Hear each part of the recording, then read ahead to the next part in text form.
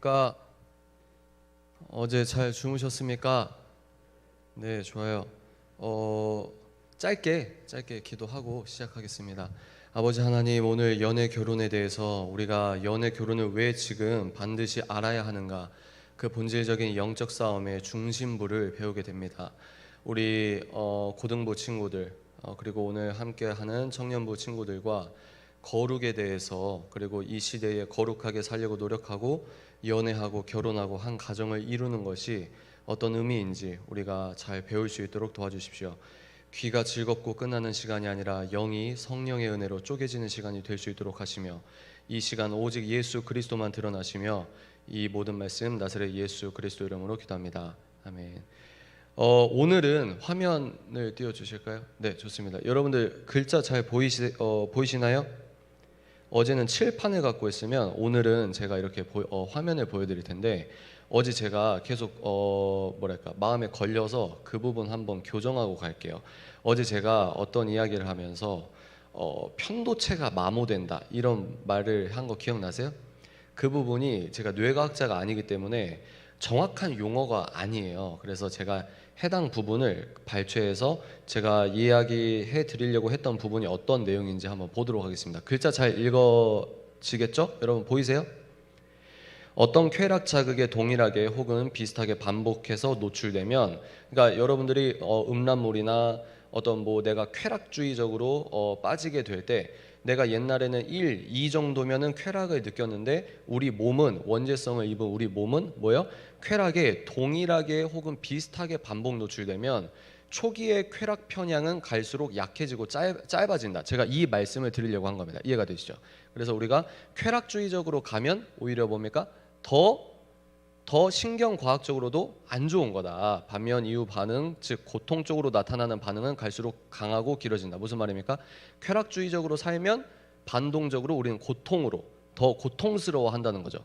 죄를 사랑해서 죄를 우리가 탐닉하고 있지만 영으로 고통진다. 이게 우리 종교적 표현이 아니라 과학적으로도 증명이 된 부분입니다. 그래서 과학자들은 이 과정을 신경 적응이라고 부른다. 이렇게 말하고 있습니다. 그래서 쾌락을 느끼기 위해 중독 대상을 더 필요로 하거나 같은 자극에도 쾌락을 덜 경험하게 되는 것을 뭐라고 한다고요? 내성이라고 합니다.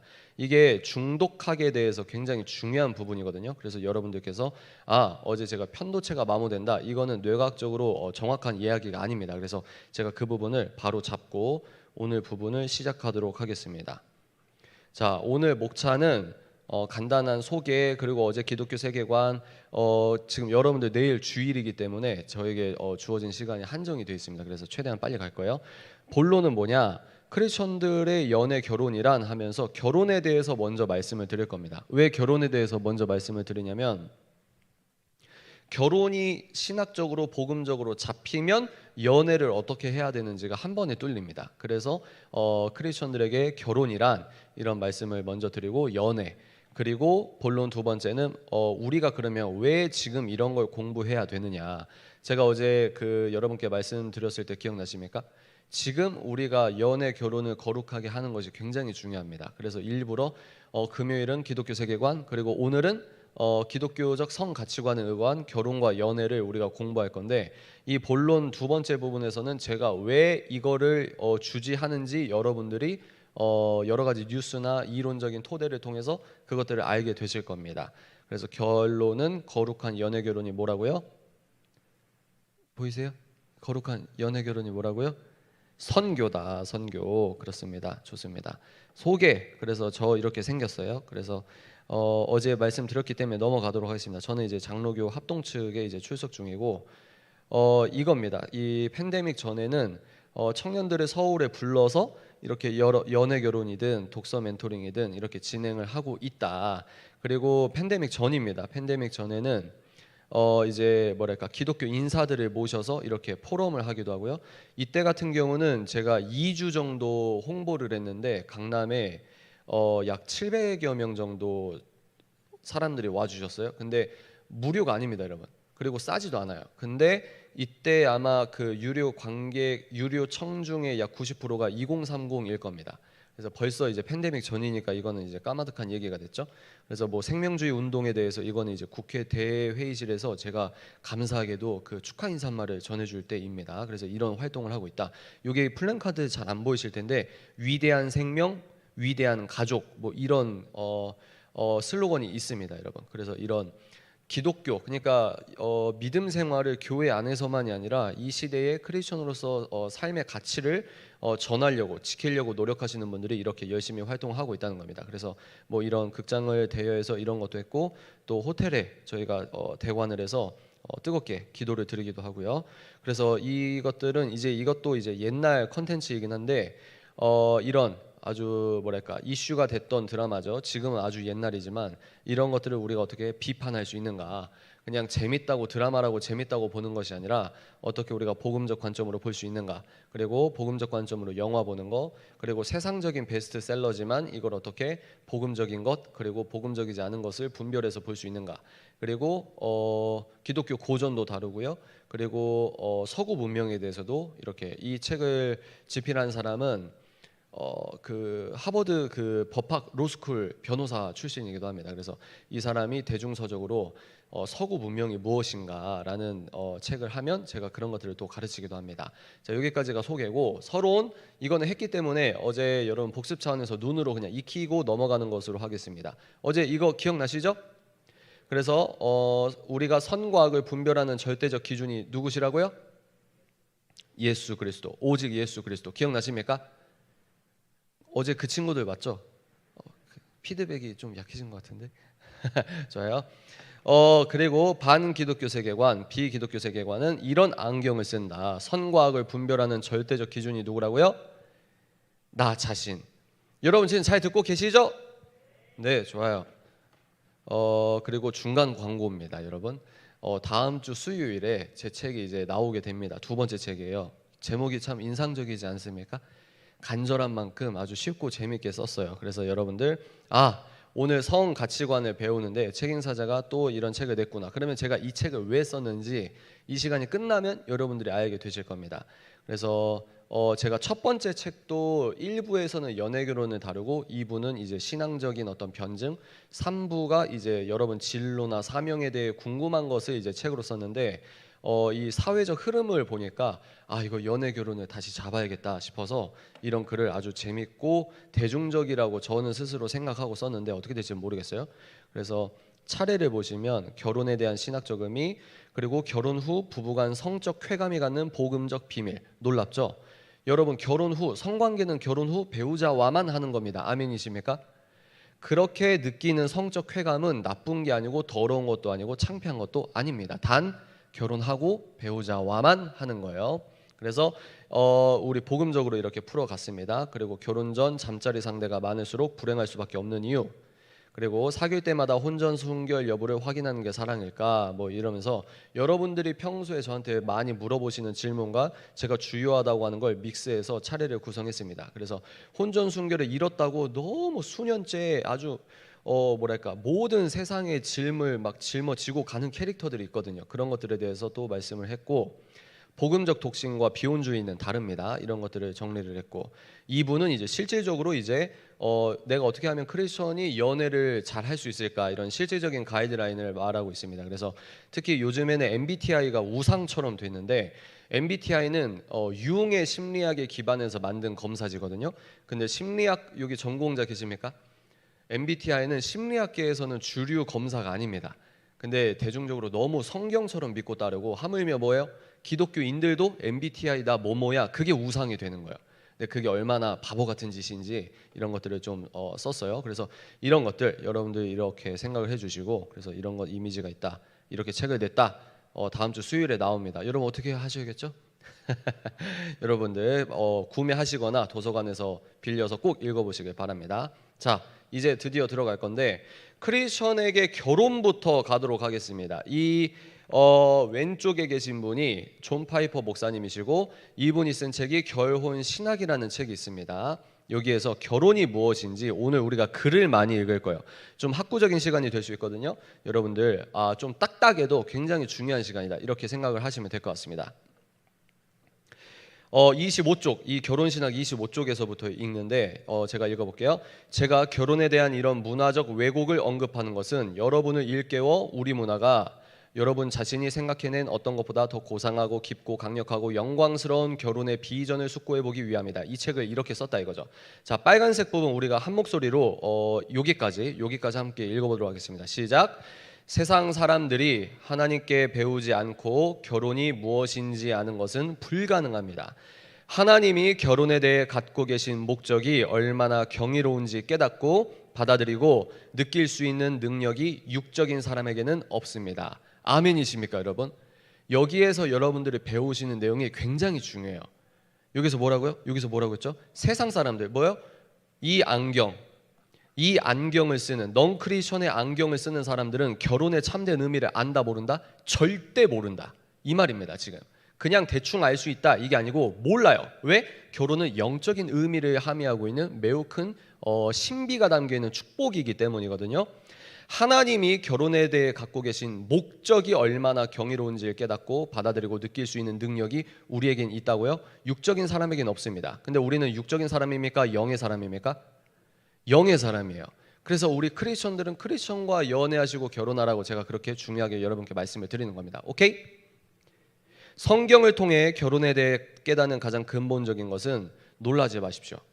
결혼을 여러분들은 누가 한다고 생각하십니까? 결혼을 누가 해요? 내가 하잖아요. 결혼의 주체가 나라고 생각한단 말이에요. 근데 성경은 뭐라고 하냐? 결혼을 누가 한다고요? 결혼을 하는 주체가 누구시라고요? 그러니까 내가 하나님과 결혼한다 이 개념이 아니고 이 결혼을 직접적으로 이끌어 가시는 분이 줄에 서시는 목사님도 아니고 내 예비 신랑이나 예비 신부도 아니고 누구시라고요? 하나님이시라는 거예요. 근데 이 하나님은 어느 하나님이십니까? 성경책에 나와 있는 바로 그 창세기 1장 1절에 하나님이 우리의 결혼을 여러분들의 앞으로의 결혼을 담당하신다는 겁니다. 아멘이십니까? 또한 결혼에 대해 성경에서 배우는 궁극적인 것은 결혼이 하나님의 뭘 위한다고요? 영광을 위한 것이다. 이렇게 얘기하면 어떤 분들은 그러면 결혼도 하나님의 영광을 위해서? 그러면 내 사생활은 어떻게? 근데 여러분 아까 찬양 부르셨을 때 뭐라고 했죠? 내 삶을 주님께 드린다 이런 가사가 살짝 있었잖아요. 그게 뭡니까? 연애든 결혼이든 이 모든 영역의 주권이 누구에게 있다? 나에게가 아니라 하나님이다. 우린 근데 그런 걸 고백하면서도 어떻게 하죠? 연애를 할 때 하나님, 내가 하나님이 모든 영역, 내 삶의 모든 영역에서 주권 되시옵소서, 하나님이 주인공이세요, 모든 영광 받으세요라고 고백은 하는데 연애할 때만 하나님 잠깐만요, 내가 먼저 좀 누릴게요. 결혼할 때만 하나님 죄송해요, 내가 좀 먼저 결혼을 누릴게요. 이렇게 간단 말이에요. 근데 그게 아니라 결혼은 궁극적인 게 뭐라고요? 하나님의 영광을 위하여 하는 거다. 이 대전제가 여러분들이 뿌리 깊게 박혀 있어야 됩니다. 이게 1번이에요. 아멘이십니까? 이것이 제가 말하고자 하는 보다 두 가지 핵심이다. 가장 근본적으로 결혼은 누가 하신다고요? 고등부 여러분 큰 소리로 읽어주십시오. 시작. 결혼은 하나님이 하시는 일입니다. 또한 궁극적으로 결혼은 누굴 드러낸다고요? 하나님을 드러내는 일입니다. 하나님을 드러내는 일. 그래서 결혼 생활은 영적 예배의 연장선이 되는 거예요. 근데 진화론자와 무신론자와 유물론자는 어떻게 말할까요? 똑같은 결혼을 갖고 어떻게 말하죠? 동굴에서 옛날에 진화론자 맨날 얘기하는 게 동굴에서 우가우가 이런 얘기 하잖아요. 동굴에서 우가우가 하는데 여자는 신체적으로 치타나 호랑이한테 잡혀먹고 생존 가능성이 작아지니까 본인들의 어떤 그 유전자, 더 좋은 유전자의 생육 번식을 위해서 여자는 본능적으로 키 크고 잘생기고 힘센 남자를 찾고, 남자는 본능적으로 성과학적으로 뭡니까? 여기서 성과학은 진화론 바탕의 성과학을 말하는 거예요. 남자는 본능적으로 예쁘고 몸매가 좋고 그리고 뭡니까? 어린 여자를 찾는다. 그러면서 요즘엔 뭐라고 하죠? 결혼을 해야 재산을 보호하고 재산을 이렇게 꾸려나가는 게, 너 혼자 사는 것보다 둘이 사는 게 재산 증식이 더 유리해. 이러면서 결혼의 목적과 당위를 부여하는데 우리는 그거를 절대 동의할 수가 없는 겁니다. 이해가 되세요? 그러니까 결혼을 생각하는 이 본질 자체가 다른 겁니다. 창세기 1장 1절의 사실이라고 진리라고 믿으십니까 여러분? 아멘. 창세기 1장 1절이 사실이자 팩트라고 하면 내 인생의 결혼의 주인공도 누구시다? 하나님이시라는 거예요. 그리고 내가 결혼을 왜 합니까? 내가 좋으려고, 내 like, 내 love 이게 아니고 내가 결혼을 하는 목적 자체가 하나님의 영광을 위해서라는 거예요. 기분이 나쁘거나 동의하지 않거나 여러분들의 감정은 중요한 게 아닙니다. 이게 예배자의 본질이라는 거예요. 이게 결혼의 이유입니다. 그러면 결혼만 이럴까요? 아니요. 더 나아가서 여러분들이 결혼을 하든 말든 뭐요? 여러분의 인생 자체의 목적이 뭘까요? 왜 살아요? 여러분 왜 삽니까? 여기 왜 앉아 있어요? 나오라고 해서? 그러면 습관적으로 진지하게 물어보세요. 왜 살아요? 뭘 위해 삽니까? 우주가 단백질 덩어리고 물질 세계가 끝이다, 이런 세계관은 참된 인생의 의미를 발견할 수가 있다 없다? 절대 없다. 근데 우리는 안다. 왜? 뭘 알까요? 우리는 왜 만들어졌습니까? 목적이 뭐예요? 본질이 뭐예요? 하나님의 영광을 위하여 만들어진 거예요. 인간 본연의 이 본질이 바로 그 말이라는 말입니다. 이해가 되시죠? 그래서 결혼이 하나님이 하시는 일이라는 4가지 이유가 있는데요. 첫째는 왜 그러면 결혼이 하나님이 하세요? 볼까요? 첫 번째, 결혼이 창조시에 하나님의 계획이었기 때문이다. 결혼은요, 놀라지 마십시오. 인간이 만든 제도가 아닙니다. 이게 굉장히 중요한 거예요. 여러분들 이제 20대 중후반 되면 이제 결혼을 할까? 여기 계신 여러분들도 지금은 너무 무섭게 뭐가 지금 창궐하고 있냐면 비혼주의가 창궐하고 있어요. 비혼주의. 그리고 여자분들은 뭐예요? 여성 커뮤니티 이런 것들 하시는 분들은 밀도와 농도만 다를 뿐 여성주의 운동 있죠. 페미니즘의 영향을 간접적으로든 직접적으로든 받고 있을 가능성이 큽니다. 근데 우리는 페미니즘이 옳아요? 예수 그리스도를 왕으로 모시는 게 옳아요? 여러분 여성분들의 이 차이와 여성분들의 차별이 한국에 존재해요, 안 해요? 한단 말이에요. 미약하게나마 정신적으로 남아 있습니다. 부모님 세대는 아직 유교적인 사상이 있고 우리 밀레니얼과 알파 세대는 거의 없다시피 한 부분도 있겠지만, 근데 여성의 여러분들 차별과 여성분들의 인권 함양은 어떻게 풀어가면 되는 거죠? 여성과 남성의 인권은 본질적으로 하나님의 신권이 회복돼야 여자와 남자의 인권이 함양되는 거예요. 아멘이십니까? 우리가 이 본질적인 어떤 논리를 여러분들이 이게 복음주의자다 이렇게 깨닫고 가셔야 되는 거예요. 왜냐하면 우리가 지금은 본질이 그냥 왔다 갔다 하면은 여러분들이 자연스럽게 휩쓸려갈 가능성이 매우 크기 때문입니다. 근데 결혼은 뭐냐? 창세기 1장 1절을 역사라고 믿고 사실과 진리라고 믿으면 결혼이라는 제도는 인간이 만든 제도가 아니라는 겁니다. 이해가 되세요? 다시, 결혼이라는 제도는 인간이 만든 아이디어가 아니다. 그렇기 때문에 하나님의 계획 중 일부였기 때문에 결혼은 하나님이 하시는 일이라고 말할 수 있다는 겁니다. 두 번째, 하나님이 결혼식에서 친히 최초의 신부를 넘겨주셨기 때문이다.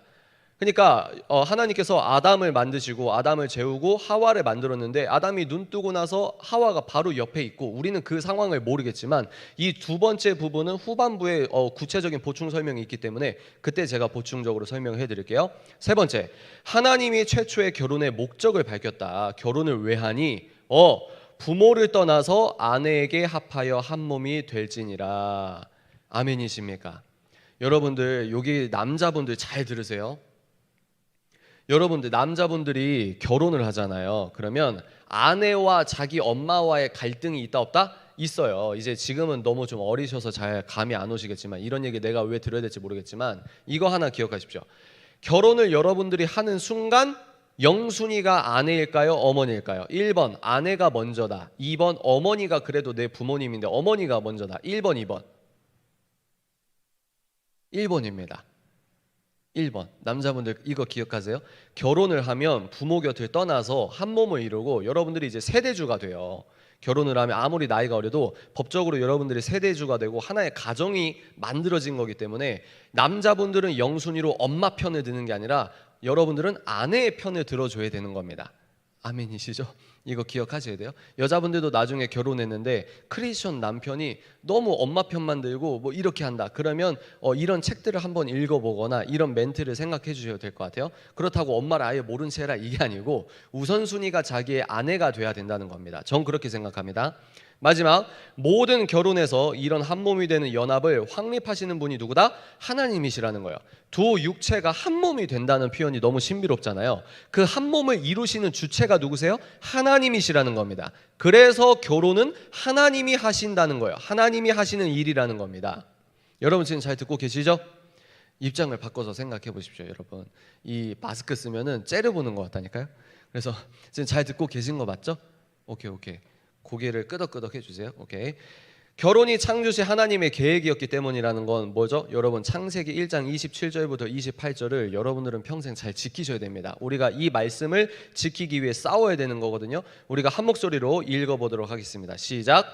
하나님이 자기 형상 곧 하나님의 형상대로 사람을 창조하시되 남자와 여자를 창조하시고 하나님이 그들에게 복을 주시며 하나님이 그들에게 이르시되 생육하고 번성하여 땅에 충만하라 땅을 정복하라 바다의 물고기와 하늘의 새와 땅에 움직이는 모든 생물을 다스리라 하시니라. 아멘. 현대인의 성경 버전입니다. 현대인의 성경 버전이고요.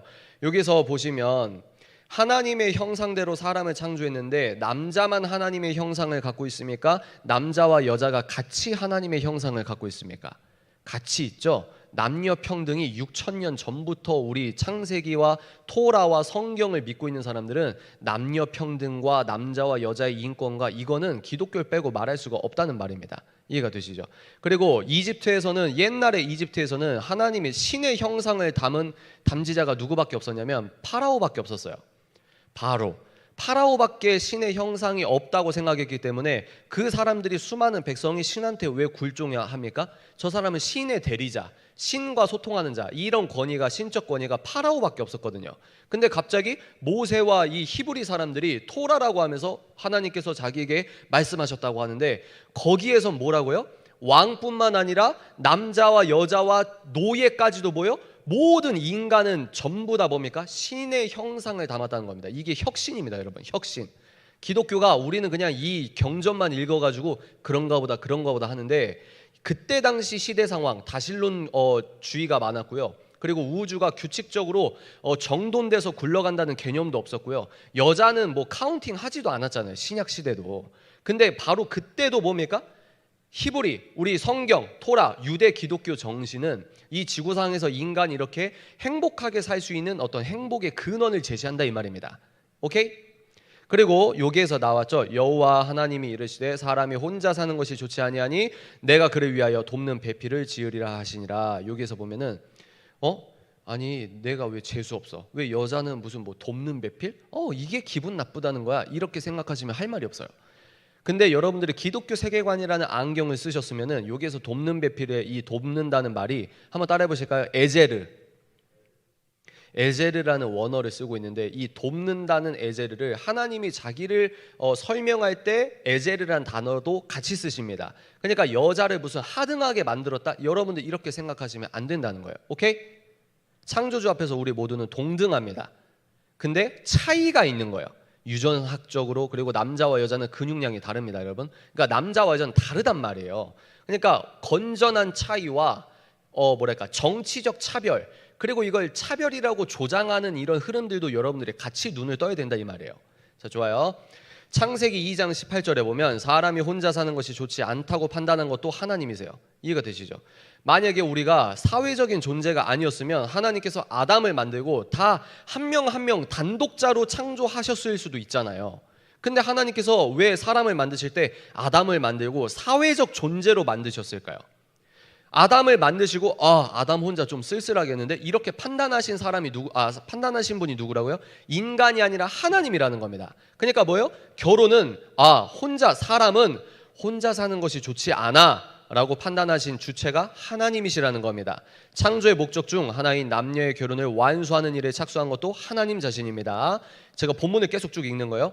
사람이 혼자 사는 것이 좋지 아니하니 내가 그를 위하여 돕는 배필을 지으리라. 여기서 가장 중요하고 주된 진술을 놓치지 말라고 합니다. 그것은 그에게 꼭 맞는 존재, 즉 아내를 하나님 자신이 지으시겠다는 말씀입니다. 그러므로 결혼이 하나님이 하시는 일이라는 것에 대해 가장 먼저 할 수 있는 말은 뭐예요? 결혼이 하나님이 사람을 남자와 여자로 창조하실 때 염두에 두신 계획, 이게 굉장히 중요해요. 그래서 여러분들이 결혼이라는 프레임으로 성경을 보잖아요. 그러면 창세기 초반부부터 요한계시록 끝까지 관통하고 있는 비유와 설명 중에 하나가 뭐냐면 그게 결혼입니다. 결혼. 예수님께서 나중에 이제 설명 나올 거지만 결혼의 이 숨겨진 신비가 얼마나 중요한지, 창세기에 인간을 만드시고 심히 기뻐하시는데, 그리고 모든 전 지구를 정복하고 다스리라고 모든 인간에게 권위를 넘겨주시잖아요. 선악과만 먹지 마 이렇게 얘기하시고, 근데 뭡니까? 이 사람이 혼자 사는 게 좋지 않고 결혼을 이렇게 얘기하시면서 인간을 만들 때부터 결혼이라는 아이디어를 인간에게 선물로 주시려고 우리는 생각했다고 할 수 있는 거예요. 근데 이런 프레임으로 성경을 읽다 보면은 창세기부터 요한계시록까지 다 결혼에 대한 이야기, 결혼의 비유. 우리는 뭐죠, 여러분? 순결한 뭐다? 신부가 되리라 찬양하잖아요. 남자분들 그런 찬양할 때 희한하지 않으셨어요? 나는 남자인데 왜 내가 순결한 신부가 되리라, 이 찬양할 때 좀 이상하지 않으셨어요? 근데 우리가 예수님과 함께 순결한 신부로서 예수님을 기다린단 말이에요. 그러니까 이런 것도 다 결혼의 비유란 말입니다. 그리고 요한계시록 끝에 세상 끝날까지 우리가 어떤 하나님의 약속을 받고 이럴 때도 결혼의 비유가 꼭 나와요. 왜? 결혼이 그만큼 영적인 신비가 중요하고 무겁기 때문이다. 그러면 우리가 그냥 대충 하는 결혼이 그냥 대충이 아니네요. 예! 결혼은 대충 할 수 있는 게 아닙니다. 두 번째, 하나님이 결혼식에서 친히 최초의 신부를 넘겼다. 이것은 2장 22절인데요. 여호와 하나님이 아담에게 취하신 그 갈빗대로 여자를 만드시고 그를 아담에게로 이끌어 오시니. 여러분, 그 신부의 아버지가 신랑에게 이제 우리 결혼식 보면은 아빠가 여자친구의 아빠가 여자친구를 데리고 오잖아요. 근데 이 모습이 오버랩 되지 않으십니까? 그죠? 그래서 하나님께서 친히 하와를 아담에게 이끌어 오셨다는 거예요. 꼭 우리 결혼식처럼 하나님께서 친히 이끌어 오셨다는 겁니다. 신부를 넘겨주는 최초의 역할을 맡으셨다는 이유로 결혼은 또한 하나님이 하신 일입니다. 그러니까 예수 그리스도가 왕, 이게 아니고 유물론적으로 그리고 진화론적으로 인간은 단백질, 그리고 이런 물질주의적으로 딱 보면은 여성주의 운동에 이게 왕이 되시는 분, 다시요, 예수 그리스도가 왕이 아니고 여성주의 운동의 왕인 분들은 이런 거 보세요. 신부를 넘겨줬다, 이런 표현이 다 걸리는 거예요. 이해가 되십니까? 우리는 당연한데 그분들은 걸린다고. 내가 왜 넘겨줘? 그러니까 여자가 하등하다는 거잖아, 이런 식으로 공격할 수 있거든요. 일단 여하간 제가 왜 반복적으로 이 말씀을 드리냐면, 지금 캠퍼스나 중고등학교나 페미니즘이라는 이 정신적인 어떤 사상적 흐름을 너무 복음처럼 빨아들이고 있는 한국의 현실을 여러분들이 아셔야 됩니다. 하나님은 여자를 숨겨두고 아담을 찾도록 하지 않으셨습니다. 이렇게 할 수도 있잖아요. 근데 그렇게 안 했다는 거예요. 하나님이 그녀의 아버지가 되셨던 것입니다. 시간관계상 빨리빨리 넘어갈게요. 세 번째, 하나님이 최초로 결혼의 목적을 밝히셨다. 뭐예요? 남자가 부모를 떠난다. 부모를 떠난다는 개념이 중요해요. 그의 아내와 합하여 한 몸을 이룬다. 그래서 제가 27 나이에 결혼을 해도 동사무소 가면 이제 법적으로 제가 결혼이 됐기 때문에 뭐예요? 제가 이제 세대주가 되는 겁니다. 이해가 되시죠? 그게 법적인 원리도 있고 영적인 원리도 있다. 네 번째, 모든 결혼에서 이런 한 몸이 되는 연합을 확립하시는 분은 누구나 하나님이시다. 결혼이 하나님이 하시는 일이라는 것은 한 몸이 될지니라는 말씀으로 지칭되는 연합을 이루시는 분이 하나님 자신이다. 너무 신비롭지 않습니까? 이게 한 몸이 된다는 게 뭐예요? 꼭 성관계뿐 의미하는 게 아니라 부부 생활과 이 부부 자체가 부모를 떠나 한 몸이 되는 건데, 이 한 몸을 이루게 하시는 분이 오늘도 하나님이란 이 사실이 너무 놀랍지 않아요? 저만 놀랍습니까? 여러분 좀 놀랍지 않으세요? 우리는 그냥 경전이라고 들고 다니는데 여기를 통해서 계시하시는 이 우주를, 오늘도 이 사회와 온 우주를 다스리시는 그 하나님이 나의 결혼의 주체자가 되어서 나와 아내가 한 몸이 되기 위해서 행하시는 주체자가 하나님이, 우리의 하나님이라는 게 너무 놀랍지 않나요? 나만 놀랐나? 정말 충청도 리액션 감사합니다. 그런 연합이 결혼의 뭐다? 핵심이라는 겁니다. 이런 연합을 창조하는 것은 인간이 아니라 누구다? 하나님이시다. 그것을 파괴하는 일도 인간의 능력에 있지 않는다. 그래서 월, 화, 수, 목, 금, 토요일에 기독교인이 어떻게 살아야 됩니까? 평일에 우리가 어떻게 사는 것이 더욱더 복음적이다. 이걸 연구하는 학문을 한번 따라해 보실까요? 기독교 윤리학. 그걸 기독교 윤리학이라고 하는데, 그런 전 세계적인 복음주의적인 기독교 윤리학자들의 책을 보면은 여러분, 이혼을 우리는 쉽게 할 수 있을까요, 없을까요? 없어요. 신께서 이혼하라고 하시는 사유는 저는 이제 5년 전에는 하나밖에 없다. 간통밖에 없다 이렇게 얘기했는데 성경에서는 또 그렇게 아닌 부분도 있거든요. 근데 어떻게 생각하시면 되냐면 한 몸이 되게 하신 분도 하나님이시기 때문에 뭐요? 그것을 파괴하는 일도 인간의 능력 밖이라는 거예요. 하나님께서는 굉장히 이혼을 뭡니까? 보수적으로 이야기합니다. 뭐라고요? 이혼을 성격 차 안 맞아. 진짜 너랑은 도저히 못 살겠다. 3년 참고 5년 참고 이혼해. 이런 개념이 아니라는 거예요. 왜? 우리는 어떻게 이렇게 생각할 수 있죠? 처음부터 결혼을 하는 자체가 영적인 신비와 하나님의 섭리라는 믿음 안에서 결혼을 하고 있기 때문입니다. 오케이? 한 쌍의 남녀가 이 부분 되게 중요해요. 다 빨갛죠? 보세요. 한 쌍의 남녀가 결혼 서약을 할 때 중심 인물, 즉 주된 행위자는 신랑도 아니고요, 여자도 아니고요, 목사님도 아니고요, 부모님도 아닙니다. 그건 누구라고요? 하나님이시라는 거예요. 아멘이십니까? 하나님이 남편과 아내를 한 몸 된 연합으로 맺어주십니다. 그 일을 하시는 분은 하나님입니다. 지금 우리가 주목하는 게 뭐죠? 존 파이퍼 목사님이 계속 강조하는 게 뭐냐면 결혼은 주인공이 하나님이야 이 얘기예요. 결혼은 주인공이 너희들과 인간이 아니고 너희들을 위한 너희들이 주인공이야 이게 아니고 우리 기독교인은 뭡니까? 결혼은 하나님이 주인공이야. 그럼 뭘까요? 여기서 도출되는 게 뭐죠? 숨 막혀 답답해. 예수 믿기 너무 짜증나. 이게 아니고 뭐예요? 취업도 주인공은 하나님이세요. 그리고 여러분들이 앞으로 월, 화, 수, 목, 금, 토, 주일 여러분들이 사는 그 평생 동안의 주인공이 누구시다? 하나님이시다. 그래서 기독교인들은 로봇처럼 하나님한테 무슨 개의 목줄 묶듯이 하나님이 여러분 목줄 묶고 질질 끌어다니면서 주인공은 나야 주인공은 나야 아니에요. 절대 아니에요. 놀라운 사실 하나 알려드릴까요? 하나님께서는 절대로 여러분 인간들의 자유의지를 건드리지 않으십니다. 여기서 섭리와 자유의지 신학적으로 토론하자는 게 아니에요. 하나님께서는 여러분들의 자유의지, 여러분들의 선택을 건드리지 않으세요. 하나님이 보실 때 바람을 밤새도록 강하게 불게 한 다음에 밤새도록 강하게 바람이 바다에 물을 성경에서 뭐라고 했죠? 묻이 드러났다. 왜 애니메이션 보면 모세가 멋있게 빵 치며 한 번에 된 게 아니에요. 밤새 바람이 엄청 세게 불어서 묻이 드러난 겁니다. 그럼 저 같은 사람은 거기서 모세 뒤따라가서 걸어가면 저 같은 사람은 뭐라고 말하는 줄 아세요? 야 그건 근데 하나님이 가른 게 아니고 바람이 좀 특이하게 세게 불었잖아. 이런 사람이 접니다. 이게 이성주의, 합리주의 뭐 이런 사람들의 특징이거든요. 여하간 우리는 그렇게 담백하게 하나님 중심이구나. 그러면 얼마나 무서운 게 있냐면 하나님은 자유의지를 건드리지 않는다고 했죠. 제가 홍해의 예를 들었죠. 하나님이 보실 때는 이 온 우주를 6일 동안 만드셨잖아요. 근데 인간을 사랑하기 때문에 자유의지를 건드리지 않으세요. 하물며 뭐예요? 여러분들이 죄를 지으려고 하는 자유의지도 건드리지 않으십니다. 그러니까 선악과를 따먹을 때도 그 자유의지를 그대로 놔두신 거예요. 왜? 그만큼 사랑하니까. 자유의지를 건드려 보세요. 선악과를 따먹으려고 할 때 천둥쳐서 손이 잘린다고 해보십시오. 여러분들이 음란물 검색해서 볼 때 손이 잘린다고 해보세요. 죄 지을까요? 근데 그게 인간의 자유가 있습니까? 아니라는 거예요. 이해가 되십니까? 하나님께서는 여러분들의 자유의지를 건드리지 않으세요. 이게 위대하신 신의 겸손입니다. 그럼 하나님 입장에서는 바다를 가르시는 게 기적입니까? 아니면 모세와 하나님의 백성들이 거룩하게 하나님을 찬양하는 자유의지의 선택이 기적입니까? 이해가 되십니까? 그러니까 여러분들이 선택하는 걸 하나님께서 원하신다는 거예요. 우리가 예수 믿으니까 질질 끌려가 이게 아니고 내가 자발적으로 하나님께 기쁘고 감사해서 선택한다는 거예요. 하나님께서는 그런 선택을 기뻐하신다고 생각합니다. 이해가 되십니까? 세상은 이 사실을 알지 못합니다. 왜 모를까요? 사도 바울이 뭐라고 했습니까? 영적인 비늘 같은 게 있단 말이에요. 사울이요 종교적 열심이 굉장히 뛰어난 사람이었어요. 여러분 보시면 진짜 막 종교적 열심이 뛰어난 사람들 있잖아요. 이런 사람들은 복음으로 방향만 틀면 또 열심히 믿거든요. 근데 그 전에 사도 바울은 눈에 비늘 같은 것이 있었다고 해요. 그래서 뭡니까? 예수님을 만나고 아나니아가 안수해 줄 때 뭐요? 눈에 비늘 같은 것이 벗겨졌다. 전 그 표현을 굉장히 좋아하거든요.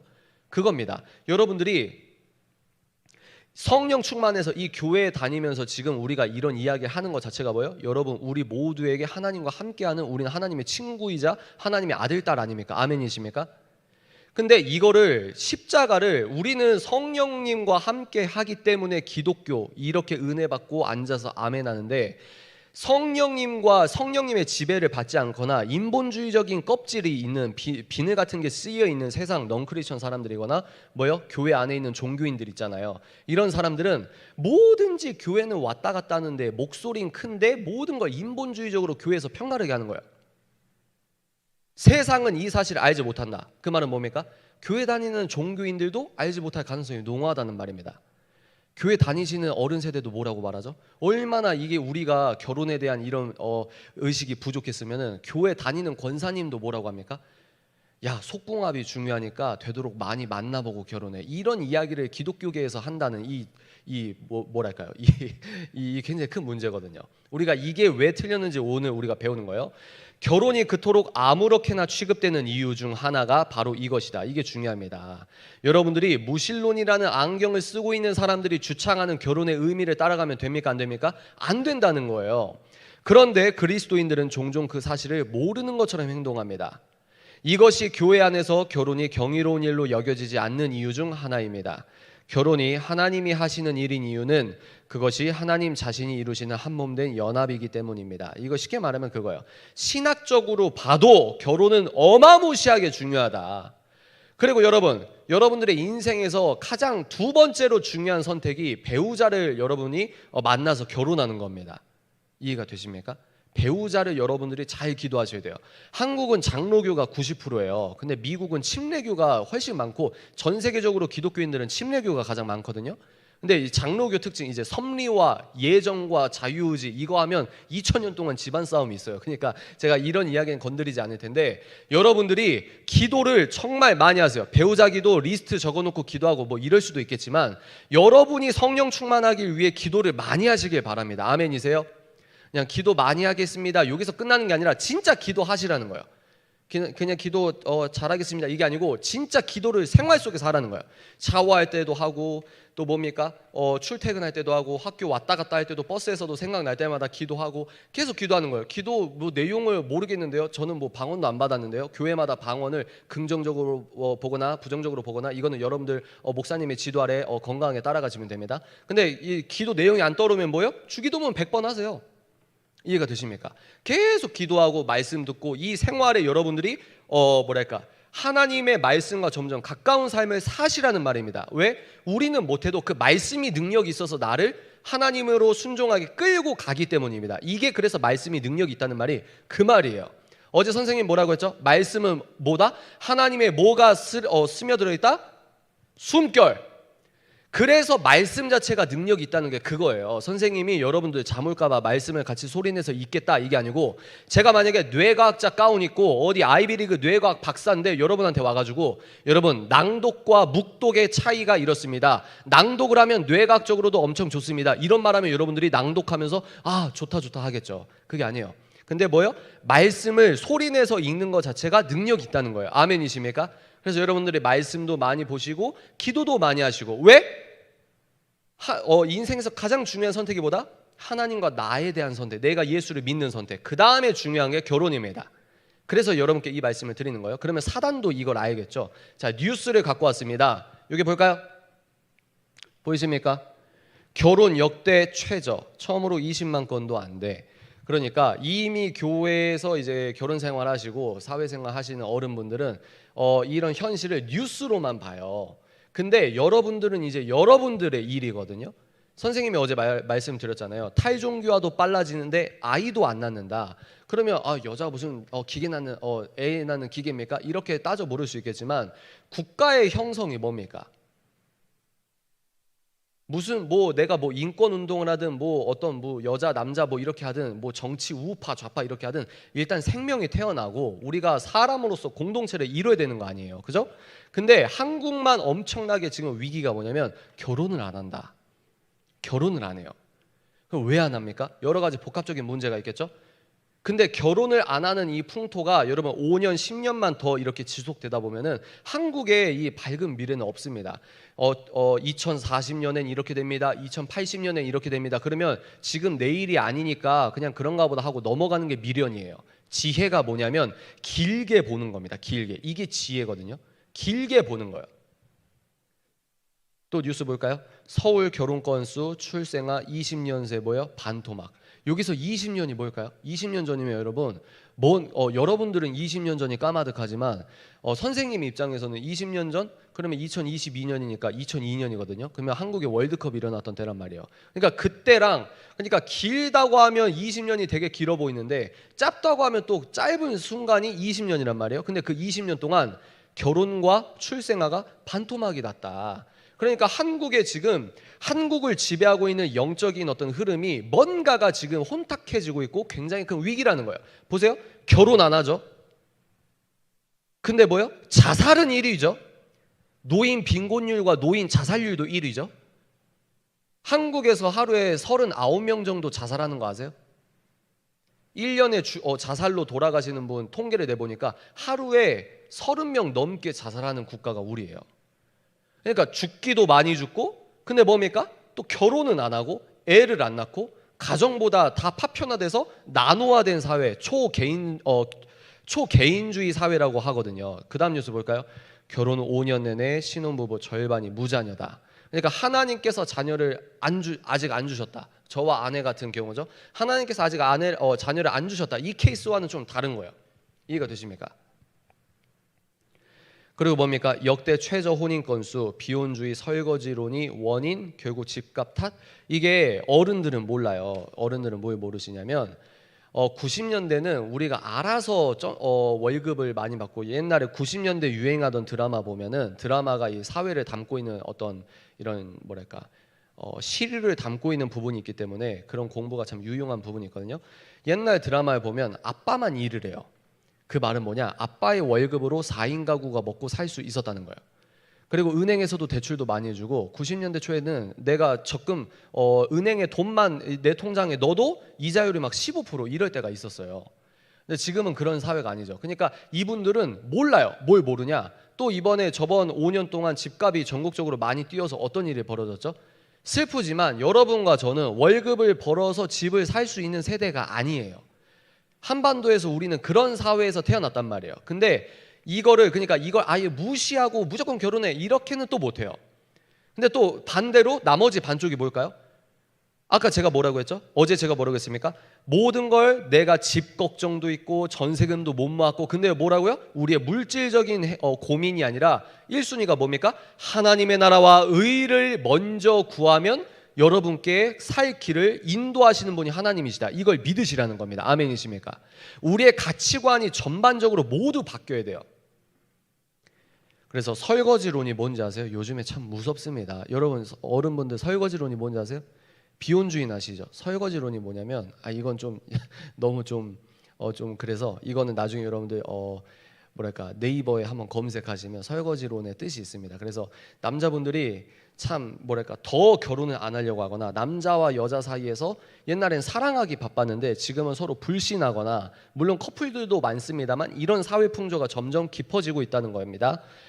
그리고 30대 남자 절반이 산미남 결혼해서 뭐하냐 내 행복에 투자할래요. 그러면 여기서 이런 기사 제목을 보면 우리는 뭘 깨달아야 될까요?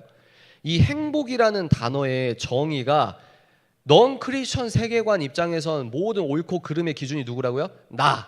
그러니까 내가 행복한 게 행복이야. 이게 지금 한국에서 유행하고 있는 풍조예요. 이게 주류입니다. 행복이 뭐라고요? 내가 기분 좋고 내가 옳다고 생각하는 게 행복이야. 이거예요. 근데 성경에서는 행복의 원어가 뭔지 아십니까? 한번 따라해 볼까요? 심하. 원어적으로 행복이라는 건 심하라고 합니다. 근데 그 심하의 뜻이 뭐냐면 하나님의 명령을 따라 사는 삶이에요. 아멘이십니까? 하나님의 명령을 따라 사는 삶이 행복이래요. 근데 하나님께서는 혼자 사는 걸 독신의 은사를 주신 분으로 혼자 살기도 하시지만 결혼하는 게 더 낫다 이렇게 판단을 하셨다는 겁니다. 그러니까 내가 요즘 풍조랑 좀 너무 다른 얘기하네. 여기에서 부딪히는 거예요. 이게 영적 갈등이고 내가 그만큼 세속화가 진행이 된 겁니다. 이거는 이제 다른 얘기인데요. 그만큼 이제 종합적으로 성경적 성 가치관이 무너진 것 중에 하나가 뭐냐면 태아 4명 중 1명만 빛을 본다고 합니다. 그러니까 그만큼 이게 그 병원에서도 산부인과 측에서도 이게 하나의 산업이 되고 또 이제 이 생계, 이 병원의 어떤 수익이 딱 잡혀버리기 때문에 이게 근절되기도 어렵고 정확한 통계를 내기도 어렵습니다. 근데 이제 이것이 한국에서는 이제 거의 합법화 비슷하게 지금 흐름이 가고 있잖아요. 그러니까 여러분들이 기독교인으로서 나는 우리 교회에서 부흥회 10번에서 내가 은혜 충만해. 세상에 어떤 법이 통과되고 세상이 어떻게 굴러가든 내가 은혜 받으면 돼. 세상이 어려워져? 괜찮아. 예수님이 세상은 끝날까지 더 어려워지고 악해진다고 했기 때문에 그러니까 교회 밖에서 어떤 일이 일어나든 나만 은혜 받으면 돼. 뭔가 부자연스럽잖아요. 그죠?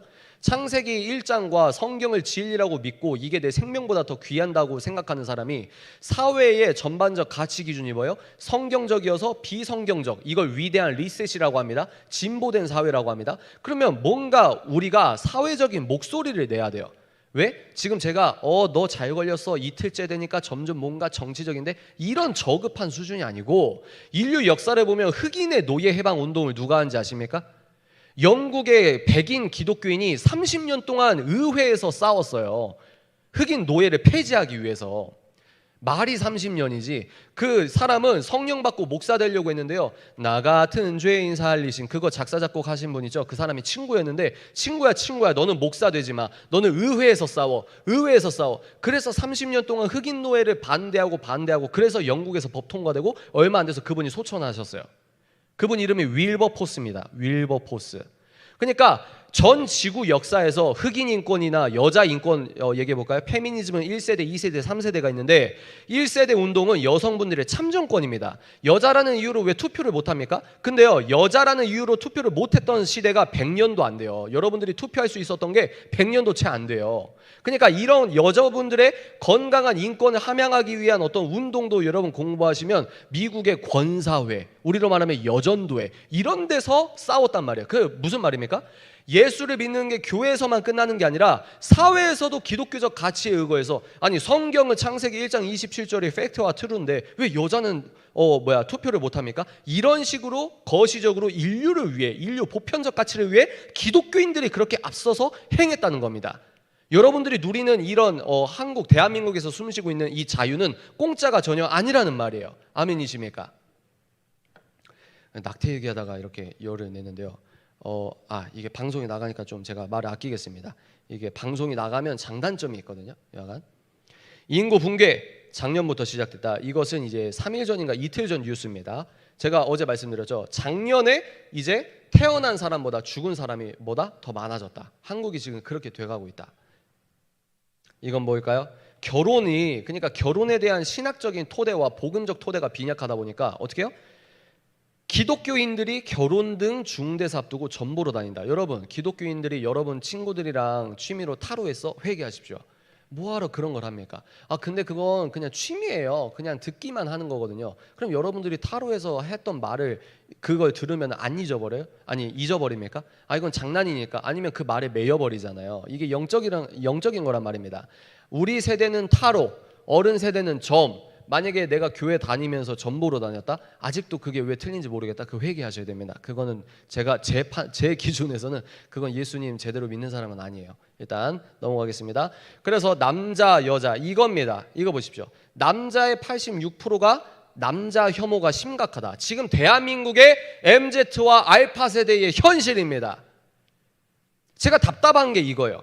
많은 교단에서 무슨 훌륭한 교회에서 뭐 합니까? 다음 세대와 젊은 세대 부흥을 위해 애써야 된다 하는데 본질은 안 건드리는 것 같아요.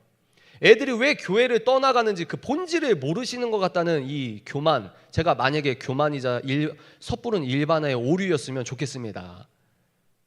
근데 뭐예요? 지금 뭔가 이상해요. 근데 그 뭔가 사회를 분열하는 핵심 축이 뭐냐면 남자와 여자라 이 말입니다. 성을 갖고 얘기하는 거예요. 성을. 남자는 86%가 남자 혐오 심각하다. 근데 여자분은 또 반대로 86%가 아니거든. 여자 혐오가 심각하거든. 지금 둘이 싸우는 거예요. 싸우는 거. 이 기사의 일부를 발췌했습니다. 이 연예인이 아빠 없이 정자은행에서 받았나요? 제가 확실히 잘 모르겠지만 맞네요. 정자은행에 보관된 남성의 정자를 기증받아서 아기를 낳았어요. 그러면 이거에 대해서 보세요. 비혼 이제 요즘은 말도 재밌게 잘 만들죠. 비혼 단독 출산에 대해 MZ세대가 66.4%가 동의한다. 그러면 우리가 아까 위에서 뭘 했습니까? 위에서 뭘 했냐면 결혼에 대한 신학적 그리고 신앙적 복음적 정의를 우리가 알고 배우고 아멘 했단 말이에요. 근데 현실은 뭐냐? 여러분이 몇 명 중 몇 명? 높게 잡아야 여러분들은 10명 중 1명이에요. 지금 여기 앉아 계신 분이 10명 중 1명. 근데 그 9명은 뭐예요? 여기서 66.4%의 기독교인도 있을 수 있겠지만 무려 MZ세대 66.4%가 결혼 안 해도 돼. 기술의 발달로 정자은행 가서 내가 애 낳고 싶으면 그렇게 결혼하면 애 낳으면 되지. 이거를 무려 과반 이상이 찬성했다는 겁니다. 근데 여러분 보세요. 제가 왜 여자하고 제가 그냥 여러분께 심심해서 성에 관련된 책을 썼다 자랑하는 게 아니고 여성의 경우 여러분 무려 73%가 그렇게 생각하신다는 거예요. 근데 여러분 보세요. 18에서 24세 여성으로 특정하잖아요. 그 비율이 82%로 뜁니다. 이게 지금 대한민국의 젊은 분들의 마음의 가치 기준입니다. 교회가 이렇게 많아서 십자가가 뻘겋게 있는 이 대한민국의 목사님 한 30만 명 정도 된다는 이 나라에서 뭘 놓치고 있다는 거예요. 애들은 알아서 크겠지. 야, 우리 때도 그랬어. 뭐 헤어지면서 울기도 하고. 이런 관점으로 여러분 지금 애 키우시면 안 된다 이 말입니다. 사실혼, 비혼, 동거인 등을 가족으로 인정하는 정부의 가족 개념 확대. 이게 왜 중요하냐? 그거 파리도 동거인이 이제 법적으로 결혼한 부부랑 법적인 동등하게 누린다고 하는데요. 여러분들 여기에서 넘어가시면 안 됩니다. 가정에 대한 이 법적인 원리가 바뀌어 버리면 여기에서 이제 쓰나미처럼 몰려오는 그 다음 논리가 있거든요. 여기에서는 MZ세대가 67.4% 동의한다. 보세요. 여자분들이 또 훨씬 높죠? 76.8%. 근데 보세요. 18에서 24세 여성은 78.4%. 이거보다 소폭 증가했다고 볼 수 있지만 지금 제가 무슨 얘기를 하는 거냐면 Z세대와 알파세대의 가치 기준이 굉장히 위험하다는 걸 말을 하는 거예요.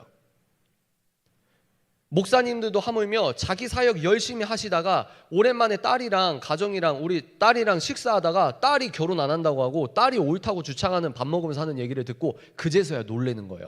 그럼 그땐 이미 늦어요. 왜? 가치 기준이 이미 완전히 잡혀있기 때문에. 아빠가 꼰대가 되는 거죠.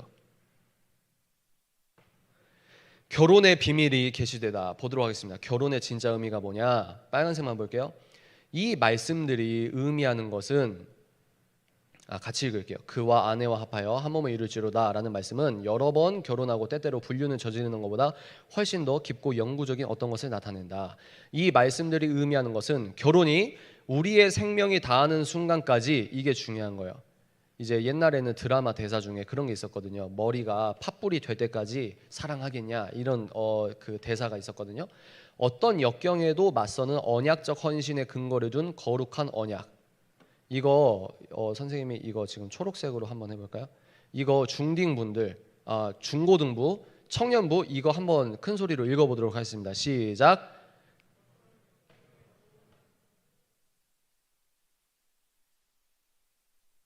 아멘이십니까? 사랑이 뭔지 아세요? 내가 하고 싶은 대로 한다? 이걸 사랑의 정의라고 하면 결혼한 다음에 상대방이 불륜을 저질러도 도의적으로 욕먹을지 몰라도 사랑의 본질이 내 욕구와 내 심장 박동수다? 이거가 사랑이라고 하면 바람을 우리가 손가락질할 수 있는 근거가 없어집니다. 사랑이 뭘까요? 한번 따라해 보실까요? 약속. 사랑은 약속입니다. 아멘이십니까? 거룩한 약속이에요. 내가 너만 사랑하겠다는 약속이에요. 제가 만약에 결혼을 했잖아요. 그러면 제가 길거리 가다가 여러분 진짜 강남역 같은데 진짜 오랜만에 지하철 같은 거 타잖아요. 그러면 뭐 강남역이든 대전에 이제 시내가 어딘지 모르겠지만 요즘 여자분들 옷차림이 진짜 장난 아닙니다. 그러면 저기에서 길거리에서 아주 저의 이상형이 걸어와. 그리고 몸매도 굉장히 육감적이에요. 그러면 제가 눈이 갈까요 안 갈까요? 간다 1번, 안 간다 2번. 몇 번? 1번. 무조건 가죠. 근데 안 가는 척 하는 게 가짜 크리스천 영웅상이라고 생각합니다. 이해가 되세요? 우리는 어떻게 되는 거냐면 눈이 가요. 근데 내가 의지적으로 아내를 사랑하기 때문에 일부러 안 쳐다보려고 노력하는 거예요. 이게 크리스천 사랑이에요. 그러니까 나는 다른 여자한테 성욕 하나도 안 느끼거든. 이게 거짓말이죠. 그게 사기꾼입니다. 그게 아니라 내 아내를 의지적으로 사랑하는 거예요. 의지적으로. 왜? 너와 나는 한 몸이고 하나님께서 우리 둘을 붙여주셨고 뭐요? 결혼은 곧 거룩한 약속이니까. 아멘이십니까? 그러나 여기서는 이런 의미가 함축적으로 전달될 뿐입니다. 이것은 결혼의 비밀이 더욱 온전하게 계시되는 에베소서 5장 31절 32절에서 분명하게 표현됩니다. 자, 이게 에베소서 5장 31절 32절을 우리가 읽어볼 텐데요.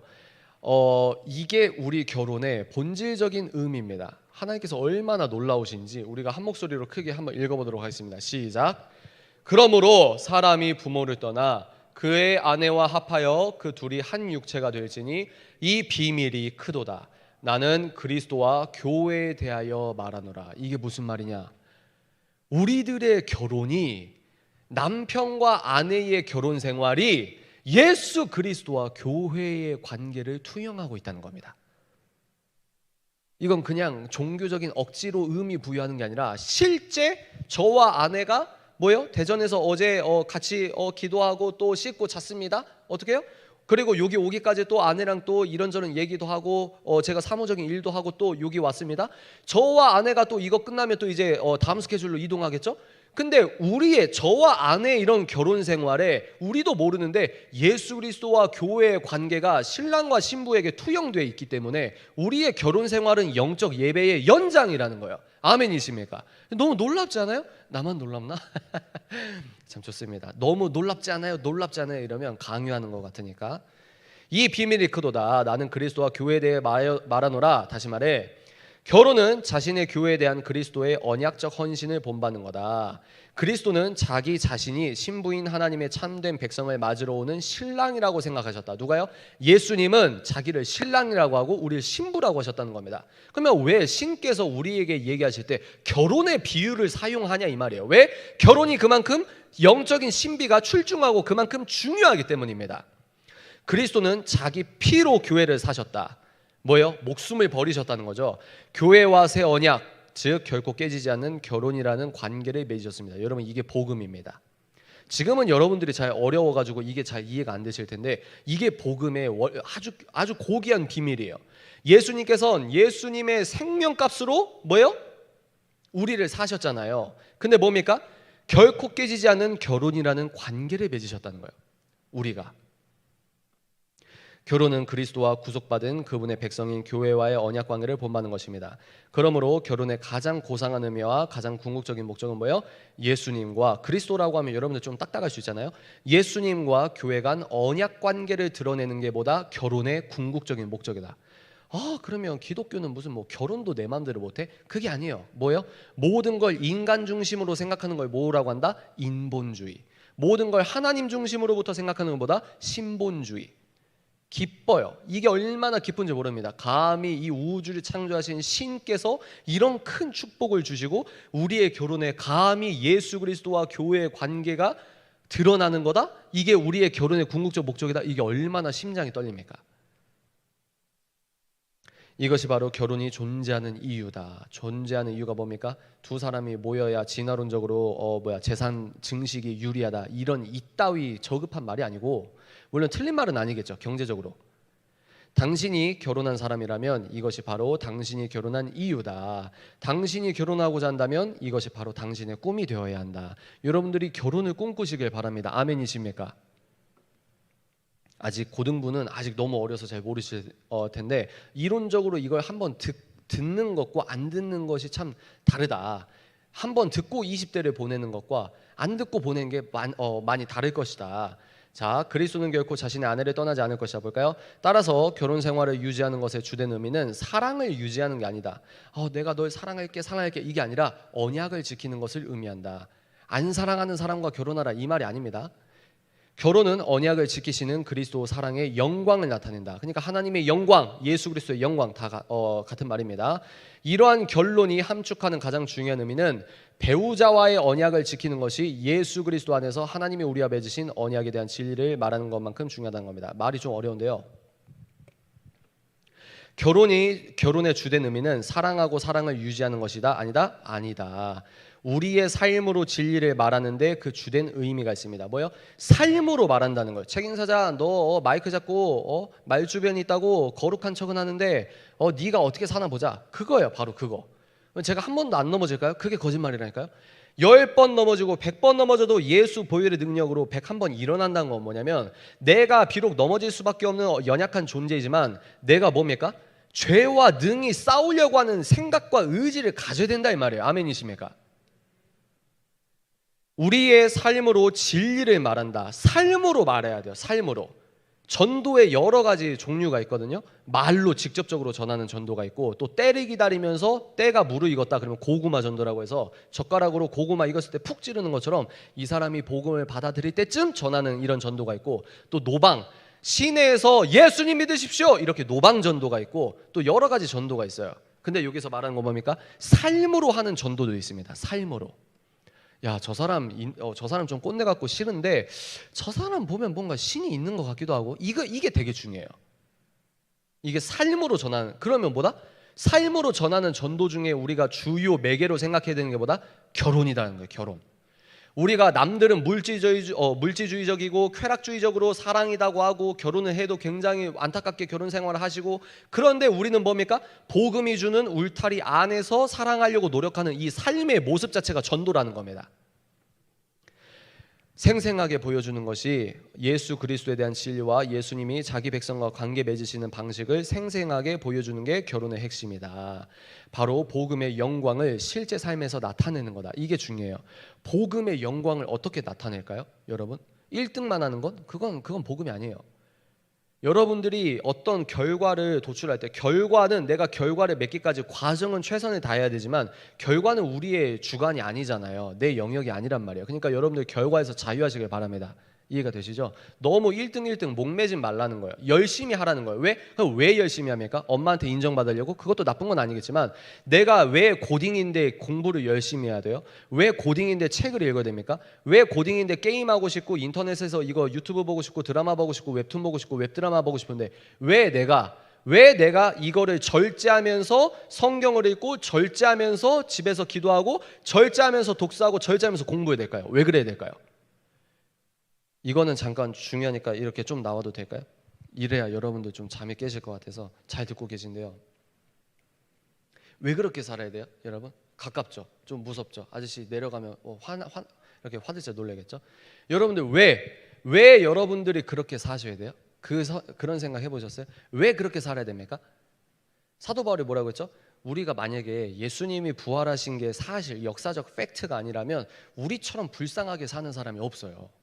저도 이렇게 안 살아도 돼요. 여러분, 제 이 말 주변으로 사람들이 좋아하는 논리로 칼럼 200개 쓰고 영상 300개 찍으면 저 돈 더 많이 벌어요. 그럴 것 같지 않으세요? 그럴 것 같지 않으세요? 저 글 되게 잘 쓰거든요. 말 되게 잘해요.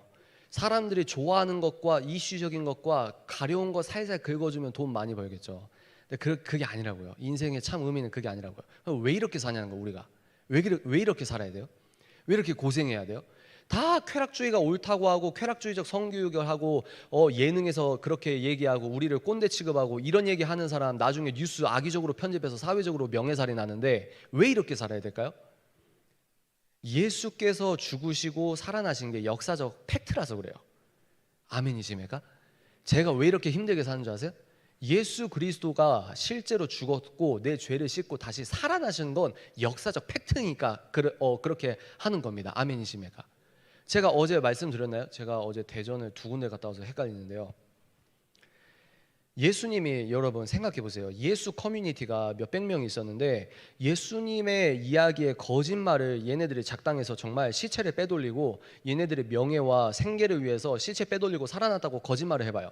근데 이 예수 커뮤니티 12명과 70인과 또 몇백 명이 또 예수님 승천하실 때 몇백 명 정도가 같이 봤단 말이에요. 그 말은 뭐냐면 예수 그리스도를 안 믿고 싫어한 사람도 동시대에 같이 살아있다 이 말이에요. 근데 이 사람들이 그때 거짓말을 했으면 이 다른 사람들이 가만히 있었을까요? 그리고 또 하나, 왜 성경이 진리인 줄 아세요? 이거는 예수는 역사다라는 책을 여러분들이 나중에 꼭 읽으시길 바랍니다. 왜 예수님의 우리 예수 커뮤니티가 정통적으로 이게 학술적으로나 역사학적으로 굉장히 증명된 진리인 게 뭐냐면 100명이라고 해봅시다. 예수님과 친했던 사람이 100명이라고 하는데 예수님이 죽으셨기 때문에 우리는 십자가하면 예수밖에 안 떠오르잖아요. 근데 그때 당시 유대 상황에서는 십자가는요, 우리로 말하면 성범죄 전자 발찌예요. 십자가가 굉장히 큰 수치였어요. 우리 집안에서 십자가에 달린 사람이 있다? 그거는 완전 끝입니다. 끝. 이해가 되십니까? 예수님만 십자가에 달린 게 아니고 예수님 오시기 전부터 쿠데타 일으켜가지고 등치 큰 사람이 칼 휘두르면서 로마 소규모 병력을 몇 번 이겼어? 그럼 바로 들린 소리가 뭡니까? 메시아다, 이거예요. 그래서 저 가짜 메시아에 우르르 몰려가서 로마가 참다가 야, 이 안 되겠다, 얘네들 또 반란한다. 그래서 십자가에 단체로 매단 사건도 있습니다. 그러니까 이 유대 민족 입장에서는 십자가에 달렸다는 거 엄청 창피하고 수치스럽고 또 민족적으로도 위험한 프레이밍이 자행될 수 있단 말이에요. 근데 뭐예요? 예수님을 십자가에 달았어요. 죽었어요. 근데 시체가 없어요. 살아났단 말이에요. 그리고 실제로 약 40일 동안 부활하신 그 예수님과 실제로 만났다는 거예요. 만났다. 그러면 이 사람들 목에 칼이 들어옵니다. 야, 너 예수 전하지 말라니까?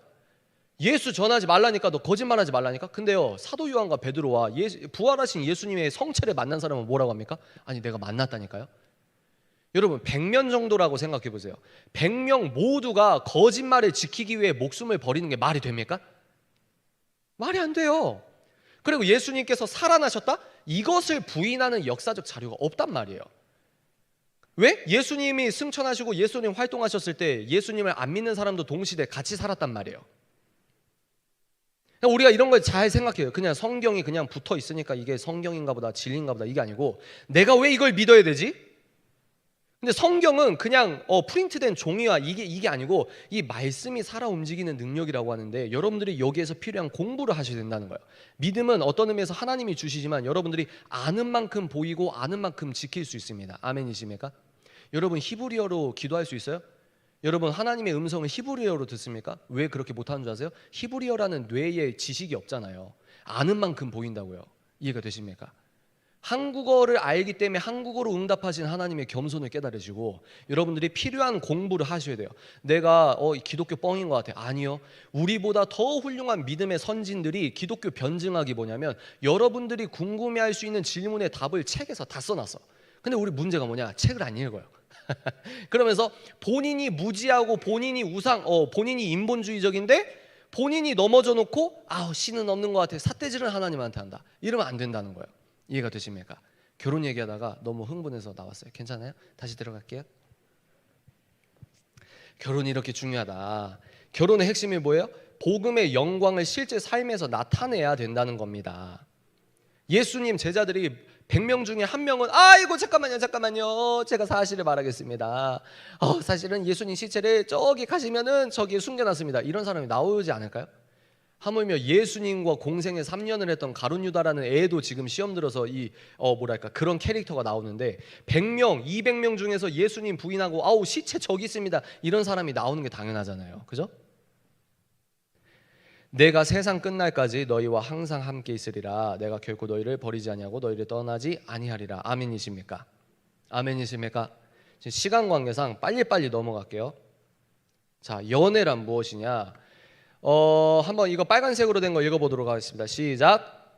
올바른 성경적 결혼관에 의하여 크리스천의 연애란 인격적 대화여야 한다. 자, 이게 무슨 말이냐? 여러분, 데이트가 뭐예요? 데이트가 뭡니까? 제가 아내랑 이 교회를 이렇게 지역을 이렇게 다니다 보면은 비즈니스 호텔이나 이런 숙소에 머물 때가 있거든요. 근데 이제 체크아웃하고 나오면은 딱 봐도 결혼을 안 한 것 같은데 이제 여자분도 이제 씻은 것 같아. 머리가 이제 덜 마른 거죠. 그리고 이제 커플이 나오고 이런 게 너무 자연스러운 문화를 보면서 좀 많은 생각이 들더라고요. 그러면 데이트가 뭡니까? 데이트가 뭐예요? 여러분 한번 대답해 보시겠어요? 데이트가 뭐예요? 여러분은 데이트가 뭐지? 라고 생각할 때 이미지를 연상할 겁니다. 왜? 여기에서 미디어의 영향이 나오는 거예요. 여러분들은 미디어에서 보여주는 이게 연애야, 이렇게 연애하는 거야, 이게 곧 데이트야, 미디어가 알려준 대로 데이트합니다. 기독교인들이. 그러면 안 된다는 거예요. 저는 여기서 말하는 겁니다. 데이트가 뭡니까 여러분? 인격적 대화라는 거예요. 무슨 대화? 존 파이퍼 목사님 다른 책도 있는데 여기선 발표를 안 했거든요. 데이트란 뭐냐? 결혼 전에 두 사람이 같은 신앙관으로 하나님을 믿고 있는지 수많은 대화를 하라는 거예요. 교회를 다니는 게 중요합니다. 그리고 교회 다닌다고 끝이 아니라 여러분들이 이 사람과 내가 신앙관이 비슷하나? 이걸 얘기를 많이 해보시라는 거예요. 이해가 되십니까? 데이트, 이게 데이트라는 거예요. 데이트가 뭐다? 인격적 대화다. 인격적 대화. 그래서 이분은 게리 토마스라는 이제 미국의 이 침례교의 이제 베스트셀러 이 작가이기도 합니다. 이 책에서 나온 건 뭐냐면, 그러니까 쉽게 말해서 이거예요. 지금 제가 다른 것도 보여드리기 때문에 빨리빨리 그냥 넘어갈게요.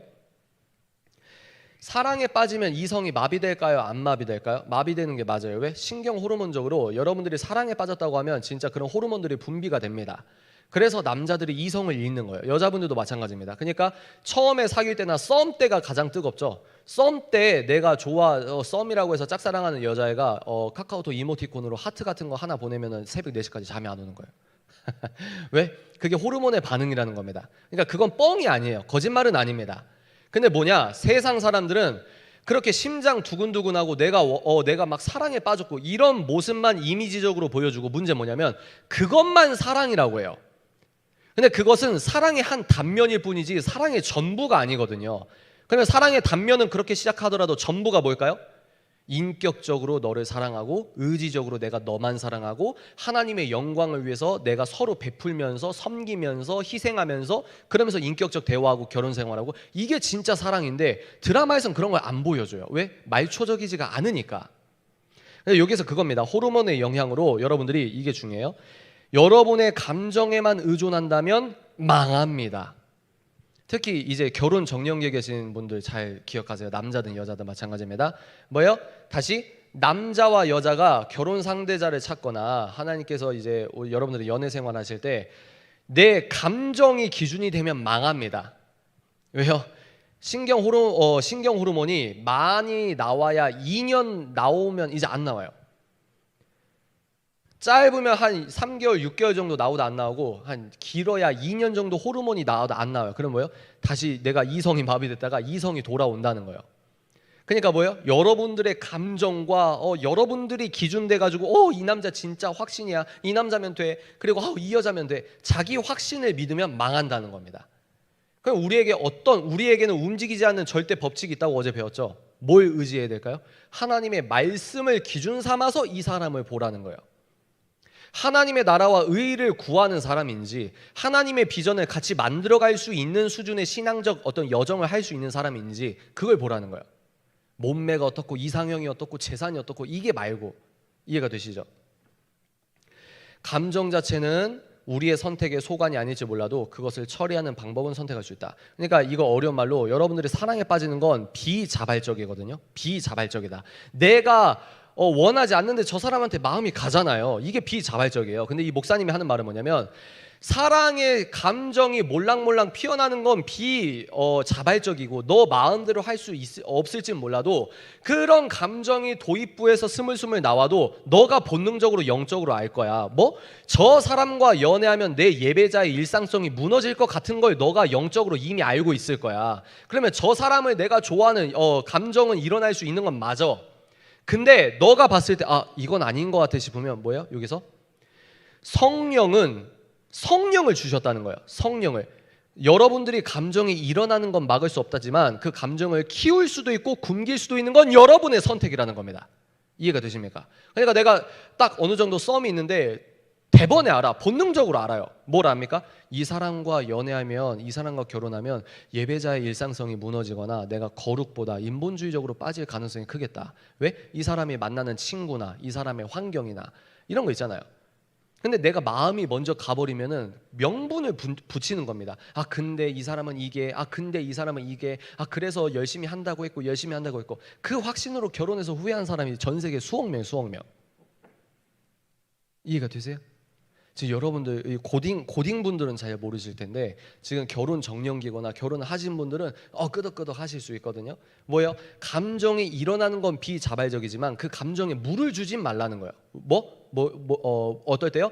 딱 봤을 때 영적 본능으로 센서로 감지하는 겁니다. 하나님이 안 기뻐하실 것 같은데, 그러면 기도하시라는 거예요. 성령의 지배를 받으라는 거예요.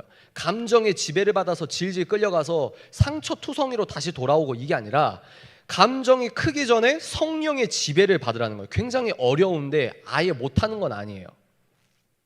이해가 되십니까? 성령은 우리를 능하게 하시고 바로잡으시고 인도해 주신다. 믿으십니까? 그래서 뭡니까? 육체의 지배를 너가 당하는 사람이냐? 감정에 질질 끌려가는 거예요. 사장님, 이 남자는 확실해요. 사장님, 이 여자는 확실합니다. 그 확신 믿고 넘어지는 거예요. 그래서 우리는 뭐다? 이 사람이 하나님의 나라와 의를 먼저 구하냐, 그거 하나 보면 됩니다. 이걸 다른 말로 성품이 먼저다. 한번 따라해 볼까요? 성품이 먼저다. 하나님의 세계관에 의거해서 열심히 죄와 싸울 의지가 있느냐, 하나님을 기쁘게 하려는 열정이 있느냐, 이걸 보시라는 겁니다. 성령은 능히 그런 부정적인 사고와 행동을 다스려 주신다, 이렇게 있습니다. 그래서 여러분들이 기다리라는 거예요. 여기서는 이제 절제해라, 지혜로운 사람은 절제한다, 기다려라 기다려라, 이런 겁니다. 그래서 상대가 아주 훌륭한 배우작감인데도 당신은 초기에 로맨틱한 끌림이 강렬하지 않다는 이유만으로 아예 그 사람을 알아갈 생각조차 하지 않을 수 있다. 이거는 여자분들이 이런 경우가 많아요. 책임 사장님, 제가 같은 교회 다니는데 걔랑 신앙적인 말도 잘 맞고 신앙적 코드도 맞고, 근데요 사장님, 걔랑 뽀뽀하는 상상이 도저히 안 돼요. 이러면 안 되십니다. 물론 여러분 교회 다니는 친구랑 다 결혼해야 된다, 이건 아니지만 특히 여자분들이 이런 게 있어요. 로맨틱한 끌림이 우상이고 로맨틱한 끌림이 기준이 되면 어떻게 된다? 망한다. 이해가 되시죠? 괜찮으세요? 계속 해도 될까요? 여러분들이 지금 눈빛이 무서워져가지고 괜찮으세요? 좋아요. 반대로 로맨틱한 전율이 아주 강렬하다는 이유만으로 함량 미달의 사람을 고집할 수도 있다. 제 얘기가 아니고 이 목사님 쓴 책입니다. 연애 감정은 우리가 마땅히 하거나 하지 말아야 할 행동의 보다 절대적 지표, 절대적 기준이 아니다. 내 감정의 끌림을 믿지 말라는 겁니다. 당신은 하나님 나라를 먼저 구하기로 했다. 그 헌신도 혼인 서약에 대한 헌신과 같은 구속력이 있어야 된다. 이렇게 쭉쭉 가시면서 실제로는 그겁니다. 말씀에 의지해서 연애를 하시라. 그리고 연애 감정에 빠질 수밖에 없어요. 왜? 그 사람과 같이 하면 정말 좋거든요. 그리고 실제로 호르몬이 나온다니까요. 그거 자체를 부인하면은 잘못된 근본주의자가 되는 겁니다. 근데 이걸 막 부인하고 안 사랑할 거야, 이게 아니고 자연스럽게 연애하시되, 그러면 하나님께서 기뻐하시는 연애를 한마디로 저는 어떻게 생각하냐면, 이 사람과 연애하면 연애할수록 나와 예수님과의 예배자의 일상성이 보호되고 강화됩니다. 굉장히 중요한 포인트예요. 다시, 얘랑 연애하면 연애할수록 예수님과의 관계가 멀어지는 게 아니라 얘랑 연애하면 연애할수록 우리가 예수님을 닮아가, 이게 아니에요. 단위가 이게 아닙니다. 내가 너랑 연애하면 연애할수록 내가 예수님과 더 가까워져. 뭐요? 개인 단위예요. 개인 단위. 하물며 결혼을 해서 한 몸이 됐다 하더라도 여러분, 천국은 부부 단위로 가고 가정 단위로 갑니까? 개인 단위로 갑니까? 개인 단위로 가요. 그러니까 제가 제 아내를 가장 잘 사랑할 수 있는 방법이 뭐냐면, 제가 아내보다 항상 예수님을 영순위로 놓으려고 노력을 해야 제가 아내를 가장 잘 사랑할 수 있는 법칙이 나오는 거예요. 이해가 되세요? 그겁니다. 여자분도 마찬가지예요. 내가 예수님보다 내 남편과 내 남자친구 너무 사랑해? 그럼 여러분들이 돌아보셔야 된다. 하나님께서 기뻐하시는 연애의 어떤 궁극적인 증거 중에 하나가 뭐냐면, 내가 이 사람과 연애하면 연애할수록 하나님과 예수님과 나의 예배자의 일상성과 거룩성이 보호되고 발견되고 강화된다. 이것들을 잊지 마시기 바랍니다. 자, 그러면 제가 이거 얘기하려고 빨리 온 거예요. 그러면 제가 왜 이렇게 중요한 이틀 세미나에서, 이틀 강연에서 왜 거룩한 성 가치관이 중요하다, 결혼의 의미가 이거다, 이걸 왜 이렇게 얘기를 하냐, 이 말이에요. 왜 이렇게 얘기할까요? 자, 보세요. 놀라지 마십시오. 방임은 뭐냐면 자유라고 얘기하면서 마음대로 사는 걸 방임이라고 하거든요. 근데 기독교인은 복음 안에 거해야 됩니다. 잘못된 사람들은 야, 너 예수 믿는데 왜 이렇게 정죄해? 지금 뭐 하고 있죠? 너는 왜 예수님 믿는다고 하면서 왜 그렇게 판단해? 뭐 하고 있죠? 정죄하지 말라고 정죄하잖아요. 지금 판단하지 말라고 판단하고 있잖아요. 이해가 되세요? 근데 정죄하지 말라고 정죄하면서 이런 사람들이 꼭 멘트가 뭐냐면, 예수님은 사랑하라고 하셨는데 너 왜 관용과 용서가 없어? 그런 거짓말을 믿지 마시기 바랍니다. 예수님의 사랑이 뭐예요? 절대 옳음과 그름이 바뀌지가 않아요. 우리의 사랑은 뭐냐면 예수님께서 옳다고 하는 이 진리 안에서 자유한 겁니다. 아멘이십니까? 근데 꼭 종교인 중에 어떤 사람이 있냐면, 예수님께서 하지 말라는 것도 야, 상처받아, 관용해야지, 용서해야지. 죄를 왜 끌어안습니까? 죄 때문에 죽으셨는데. 이해가 되시죠? 그래서 왜 이걸 알아야 되냐? 한번 이거 여러분 한번 따라해 보실까요? 네오막시즘. 막시즘이 뭐죠? 마르크스주의입니다. 너 왜 이런 얘기해? 들어보세요. 정치 얘기 아닙니다. 걱정하지 마십시오. 이 사람 이름이 게오르그 루카치라고 하는 헝가리 교육부 차관을 지냈던 사람입니다. 루카치가 뭐라고 했냐? 1차 세계대전에서 이 사람들이 왕으로 따르는 논리가 있어요. 근데 보세요.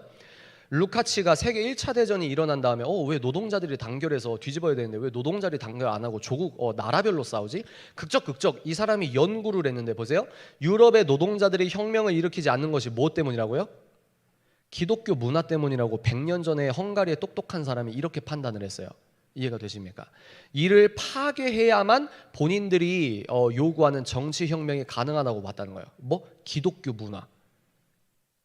이러한 서구의 정신혁명, 문화혁명을 통해 노동자의 계급의식을 변화시켜야 사회주의 혁명이 가능하다고 본 것이다. 이것이 네오막시즘을 탄생시킨 출발점이었다. 그러니까 아니 마르크스 말대로 해보니까 안 되던데? 그러면서 이제 수정하는 겁니다. 그걸 네오막시즘이라고 하는데 이 사람은 중요한 게 그거예요. 여러분들이 막시즘을 공부해야 된다. 뭐 이건 여러분 알아서 하십시오. 제 말은 뭐냐면 교회를 싫어하는, 예수를 왕으로 모시지 않는 똑똑하다고 하는 사람들 중에 자기들이 원하는 정치 혁명이 있는데 이게 왜 안 일어나지? 극적 하다 보니까 그 원인 분석을 뭐라고 했다고요? 기독교라고 했다고요. 이게 중요한 거예요. 두 번째 또 나옵니다. 안토니오 그람시. 이 사람이 안토니오 그람시예요. 안토니오 그람시는 똑같아요. 세계 1차 세전이 겪은 후 자본주의 국가에서 사회주의 혁명이 쉽게 일어나지 않고 쉽게 무너지지 않은 이유가 뭐예요? 2000년 동안 뿌리 내린 뭐예요? 기독교 문화 때문이라고 본 겁니다. 여기서 자본주의, 요즘은 자본주의 이러면 되게 나쁜 걸로 보잖아요. 자본주의, 경제학의 아버지가 애덤 스미스인데 애덤 스미스가 그 안수 집사님이었습니다. 물론 안수 집사님이라고 다 훌륭한 건 아니겠지만 자본주의와 자유경제시장 그리고 자유민주주의, 여러분들이 이런 걸 학술적으로 공부하시면, 제가 그 예술가 모임을 할 때 어떤 분이 예술가예요. 굉장히 멋있는 예술가인데 아빠랑 사이가 안 좋았어요. 근데 그 러셀 커크의 보수주의 관련된 정치 서적을 우리가 공부를 했는데, 보수주의라고 해서 딱 책을 넘겨보니까 보수주의의 원칙을 설명하는데 거기에 하나님이 나와요. 희한하지 않으세요? 이건 종교 서적이 아닌데, 정치 서적인데 왜 하나님 얘기가 나오지? 그때부터 이제 아빠를 향한 오해가 풀렸다고 합니다. 그러니까 여러분들이 학술적으로 공부하시면 이게 뻥 뚫려요. 근데 이제 지금은 그런 시간이 아니니까 성경적 성 가치관을 왜 보호해야 되냐, 이것만 빨리 보도록 하겠습니다. 그래서 이 안토니오 그람시나 루카치나 이 사람들이 기독교 때문에 우리가 혁명이 안 되네 이렇게 생각했다는 거예요. 굉장히 무서운 얘기거든요. 그래서 어떻게 합니까? 서구 자본주의 체제를 사회주의 체제로 바꾸려면 사람들이 갖는 뭐예요? 기독교적 가치관이나 사고방식을 바꾸어 놓아야 한다고 판단을 했습니다. 100년 전에. 이를 위해 마르크스주의자들은 우선 문화, 선정기관들, 이거 보면 신학교에도 이제 예수님을 안 따르는데 신학교에 들어갑니다. 교회에 들어갑니다. 학교 갑니다. 언론 갑니다. 예능, 이거 기억하세요? 언론과 예능계 기억하세요? 뉴스로 보여드릴게요.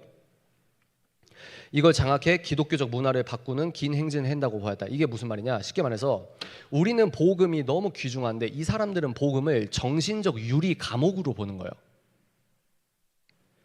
이 사람은 호르크하이머라는 사람인데요. 이 사람 뭐라고 했냐면, 총으로 혁명하지 않고 세대에서 세대로 이어가며 교육기관, 공공조직의 침투에 마르크스주의로 만들어 혁명을 성공해야 된다. 여러분 지금 웃기잖아요. 어이가 없잖아요. 아니 왜 연애교론 얘기한다고 하면서 뭐 혁명 얘기를 하고 있어. 제 말이 그 말이에요. 근데 이 사람들이 본인들이 원하는 혁명을 위해서 뭘 원인 삼는지, 그리고 어떻게 파괴했는지 작전을 보세요. 이를 위해 비판이라는 이론이라는 걸 만들었다. 그러니까 비판 이론은 뭐냐면 비판하는 거예요. 왜 비판하냐? 이 자유민주주의라는 항아리를 깨기 위해서. 그러면 이 사람들에게 솔루션이 있냐? 애초에 솔루션은 없어요. 왜? 이거 깨려고 만드는 비판이니까. 근데 보세요. 비판이란 서구 문명의 토대가 되는 모든 제도, 반드시 뭐가 나온다? 기독교가 나온다. 제가 어제 말했잖아요. 기독교라는 토대 위에 서구 문명이라는 소프트웨어를 채택한 나라가 미국입니다. 가족제도, 이거는 성경적 가족을 말해요. 가부장제, 자본주의, 권위, 도덕. 이 권위는 목사님의 권위, 부모님의 권위, 이런 겁니다. 도덕, 성경적 도덕을 말하는 거예요. 애국심, 관습 등, 이건 전통적 기독교 전통을 말하는 겁니다. 무자비하게 비판해 붕괴시키는 것을 목적으로 하는 이론이다. 이들은 세계의 프롤레타리아 계급이 기독교적인 여기 이제 이거 제가 이 얘기를 하는 이유가 여기 있습니다. 뭐라고요? 이 사람들은 기독교 성 가치관 등 기독교 문화에 젖어 있는 한 자기들이 원하는 혁명이 일어나지 않을 것이라며 기독교 문화를 파괴하려고 작전을 세우는데, 거기서 특히 뭐라고요? 기독교 문화, 특히 뭐요? 성적 윤리를 파괴하고 전복시켜야 하는 걸 목표로 삼았다고 100년 전에 이렇게 공부하고 팀을 짜고 프랑크푸르트 학파부터 시작해서 아이비리그 교수로 들어가고 이런 흐름이 있다는 거예요. 근데 교회에서 박수치며 찬양하고 부흥회만 했던 우리들만 몰랐다는 거예요. 이분은 기독교 세계관에 관한 책을 쓰신 분인데요. 이분이 이제 정리를 하는 거예요. 그람시와 루카스는 아까 보셨죠? 세계의 프롤레타리아가 보세요. 기독교식 결혼식 나오죠. 제가 왜 이걸 보여드리는지 아시겠어요? 기독교식 결혼식과 기독교식 성적 가치를 비롯한 기독교 문화에 젖어 있을 때에는 결코 본인들이 원하는 혁명이라는 걸 사람들이 봉기하지 않으리라 추론하고, 그들은 목표는 뭐예요? 기독교 문화를 파괴하는 게 목표다. 이들은 전통 서양 문화, 이거 기독교 문화입니다, 전복시키고자 하는 목표를 지니고 있다. 그래서 여러 사회기관을 지나는 행군으로서 학교에 들어가고 교회에 들어가고 미디어에 들어가고 예능계, 이게 꼭 끼는 게 뭐예요? 예능계 기억하세요. 예능계. 뒤덮은 후 정치 권력을 찾아요. 뭐 자기들의 이런 흐름이 있다고 합니다. 또 뭐예요? 전통적 기독교적 성적 윤리를 개조한다. 이게 진보다. 이게 새로운 규칙이다. 위대한 리셋이다 하는 겁니다. 퍼즐이 맞춰지십니까? 이건 넘어갈게요. 이거는 여기도 나오죠. 성윤리를 해체한다. 기독교적 성윤리 뭐요?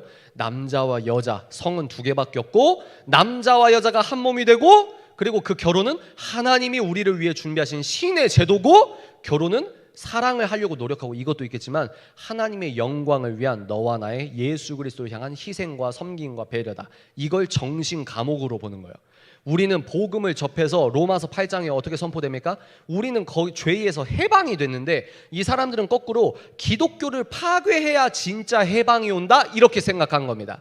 그래서 그 사람들이 핵심으로 생각한 게 뭐예요? 성적 기독교, 특히 기독교적 성적 윤리를 파괴해야 돼. 그래야 우리가 원하는 유토피아가 와. 100년 전에 이렇게 회의를 했다는 거예요. 제가 이래서 오해를 많이 받은 겁니다. 왜? 이미 예수가 왕이 아니라 자기가 갖고 있는 경험, 연고, 고정관념, 스테레오타입 이런 걸로 저를 보면은 쟤는 왜 복음적이라고 얘기하면서 정치적 얘기를 하고 있지? 말이 안 통하는 거예요. 말이. 제 말은 그거예요. 지금 정치꾼들이 뭐 어떻게 합니까? 정치꾼들이 100년 전에 기독교 성적 윤리 파괴해야 된다고 얘네가 말하는 거예요. 얘네가. 보세요. 전통적인 성도덕이 금하는 동성애를 포함한 모든 부도덕한 성행위를 정당화했다. 전통 가정의 해체가 진정한 해방이다. 굉장히 무서운 말입니다. 그러니까 사탄은 무조건 반대로 꺾어요. 그래서 이 사람이 젠더 이론의 거의 창시자입니다. 주디스 버틀러라고. 여러분들 나중에 뭐 여성학이나 뭐 이런 거 공부하면 이 사람이 쓴 책이나 이론의 영향을 반드시 받을 겁니다. 굉장히 위험하죠. 그죠? 그래서 이런 일들이 있습니다. 여러분 보세요. 양성이라는 착각, 이게 뭐예요? 제가 어제 뭐라고 했습니까? 우리는 남자와 여자밖에 없다고 했는데 이 여자는 이걸 착각이래요. 착각. 뭐예요? 기독교적 논리는 반드시 없어져야 한다 이렇게 얘기하고 있습니다. 사회의 이성애적 표징은, 성경적 표징은 모든 영역에서 반드시 제거되어야 된다. 따라서 이것은 그 근본부터 반드시 파괴해야 되는 것이 젠더 이론이다 이렇게 얘기하고 있습니다. 그래서 지금은 노동자뿐만 아니라 여성분들, 흑인분들, 성소수자, 뭐 여러분 신기하지 않으세요? 성소수자 인권 그렇게 열심히 노력한다는 사람들, 인간의 인권 두둔하면서 탈북민 소수자 위하는 정책 본 적 있습니까? 성소수자 위한다는 그 노력 절반으로 탈북민 소수자 위한다는 거 본 적 있으세요? 답답합니다. 그죠? 그래서 이런 마르쿠제 얘기 나오고요. 이런 것들은 시간이 없기 때문에 넘어가도록 하겠습니다. 왜 얘기를 하냐? 우리는 성경적으로 연애하고 결혼해야 돼요. 사단은요, 결혼의 이 신학적, 신앙적 신비와 영적 진리를 다 알고 있기 때문에 사단은 바로 그 이유 때문에 결혼을 하지 말게 하는 거예요. 예능 프로그램이나 영화에서 뭐 하라고 합니까, 여러분? 사단이 뭐 하라고요? 결혼만 하지 말라고 하잖아요. 곰곰이 생각해 보세요. 결혼만 하지 말래요. 결혼만. 프리섹스에 연애하면 섹스해도 돼. 그게 껴있는 거야. 야, 요즘은 그런 거 없어. 그냥 너 하고 싶은 대로 해. 애 생기면 어떻게? 지우면 되잖아. 낙태 합법화 될 것 같고요. 뭐 또 프리섹스 연애가 종용이 되고요. 또 그런 문화로 몰아가고요. 교회도 올바른 기준을 얘기를 안 하고요. 그럼 애들은 뭐 합니까? 결혼을 왜 해요? 동거해도 된다고 하고요. 동거가 합리적이라고 하고요. 동거가 합리적인데 결혼은 무거워서 헤비해서 싫은데 우리가 결혼 못해서 저기 아파트 들어가고 싶은데 시에서 추천 우리가 신청하고 싶은데 법적 결혼이 아니라서 못한대요. 동거인들도 법적인 그런 권위를 주세요. 그럼 또 법이 바뀌겠죠. 법 바뀌고 어제 칙령 기억나십니까? 이게 뭘 향해 가고 있냐는 거예요. 결혼만 하지 말라는 거예요. 애만 낳지 말라는 거예요. 하나님께서 기뻐하시는 것만 하지 말라고 나머지는 다 하라는 거예요.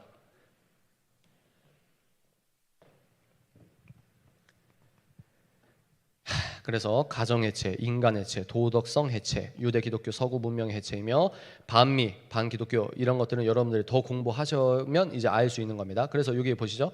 로마서 8장 1절부터 2절 우리가 한번 한 목소리로 읽어볼까요? 시작. 그러므로 이제 그리스도 예수 안에 있는 자에게는 결코 정죄함이 없나니 이는 그리스도 예수 안에 있는 생명의 성령의 법이 죄와 사망의 법에서 너를 해방하였습니다. 아멘이십니까? 우리는 이게 해방이거든요. 예수가 해방이거든요. 근데 세상 사람들은 예수가 감옥이래요. 그래서 이 감옥을 깨트리기 위해서 많이 공부를 했는데 그 논리가 야, 성적 윤리를 파괴하자. 그 말은 뭔지 아십니까? 음란을 맞다고 하자는 거예요. 음란을 맞다고 하자. 이건 넘어가겠습니다. 그래서 이것만 보고 이제 마무리가 될 것 같습니다. 이게 뭔지 아세요? 대한민국에 여러분들 우리가 교회 생활에 바쁘고 직장 생활 돈 버느라 바쁠 때 대한민국 예능이라고 하면서 아까 예능 보셨죠? 예능? 이게 게이 예능이에요. 게이 예능. 동성연애자가 예능 프로그램에 나오는 프로그램이 한국에서 지금 이미 방송이 되고 있습니다. 그거 아세요?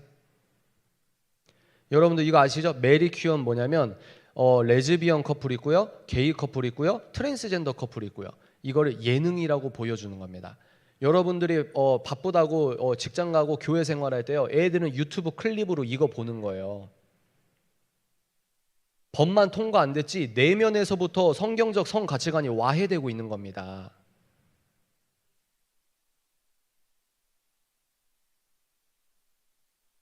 다양한 성 로맨스가 통했다고 합니다. 로맨스라는 언어를 붙이죠.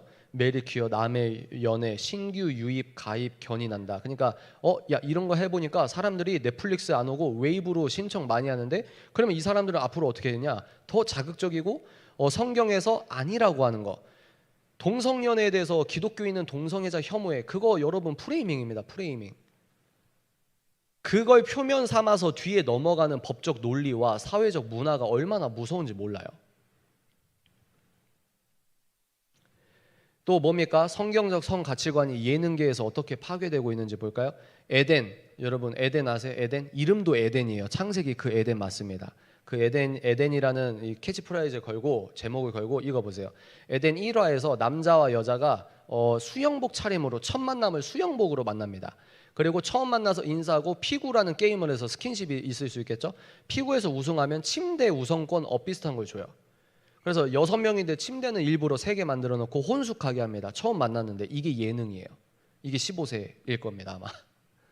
그러니까 어머니 아버지들이 바쁘시다고 하고 교회 제가 어제 말했잖아요. 목사님 설교 1시간 듣고 6.9일을 이런 거를 아무런 필터링 없이 소비하면은 마음속 잠재 가치에서부터 성경적 성 가치관이 무너진다고요.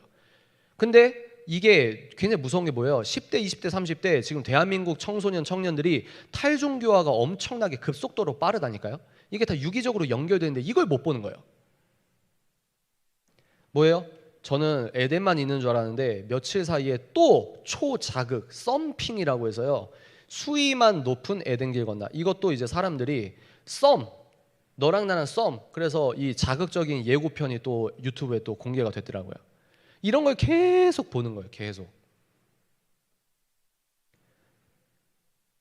그래서 침실에 방송 카메라를 가리고 뭘 하는지 사람들이 더 자극적이게 하는 거예요. 이게 뭐예요?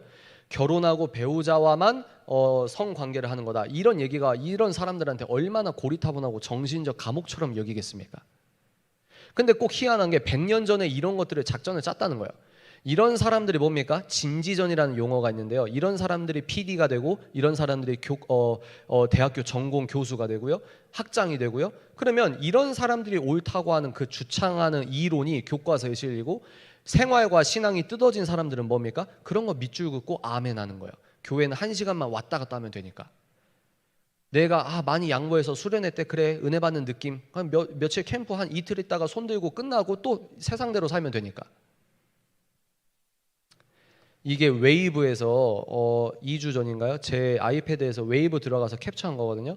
여기에 메리큐어가 있죠. 이제 게이 예능도 있고 꼭 메리큐어 게이 예능 이런 것뿐만 아니더라도 여러분들 OTT 플랫폼이 있어요. 넷플릭스나 아마존이나 애플이나 이런 것들이 다 이제 컨텐츠 사업을 하는데 이런 것들 이 영화나 드라마 사이에서 이미 동성 연애 영화는 많습니다. 이미 많아요. 근데 예능은 좀 다르잖아요. 장르가.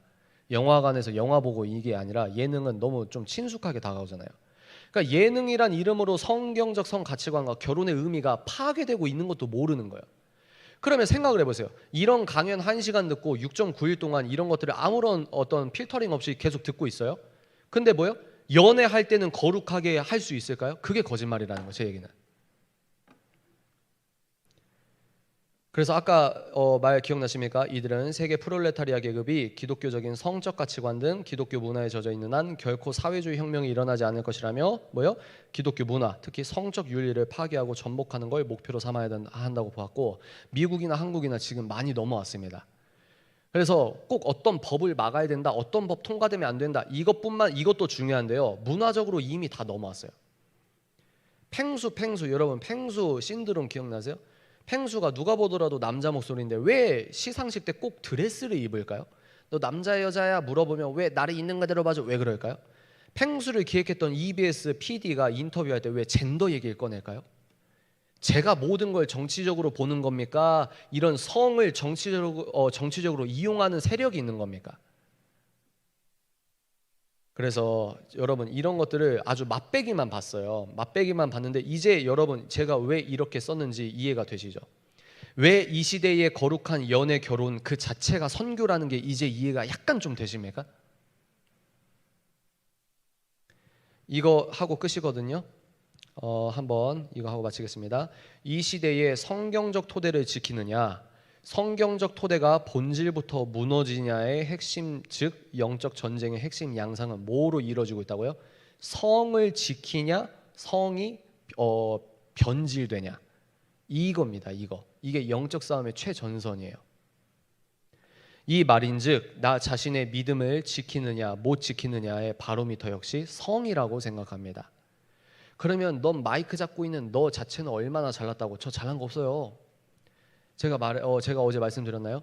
저는요 저 같은 선생님이 제 10대 때 제가 교회 생활할 때 저 같은 아저씨가 제가 10대 때 이런 설교 한 번만 해줬으면 저는 더 하나님께서 기뻐하시는 10대 20대를 보냈을 것 같아요.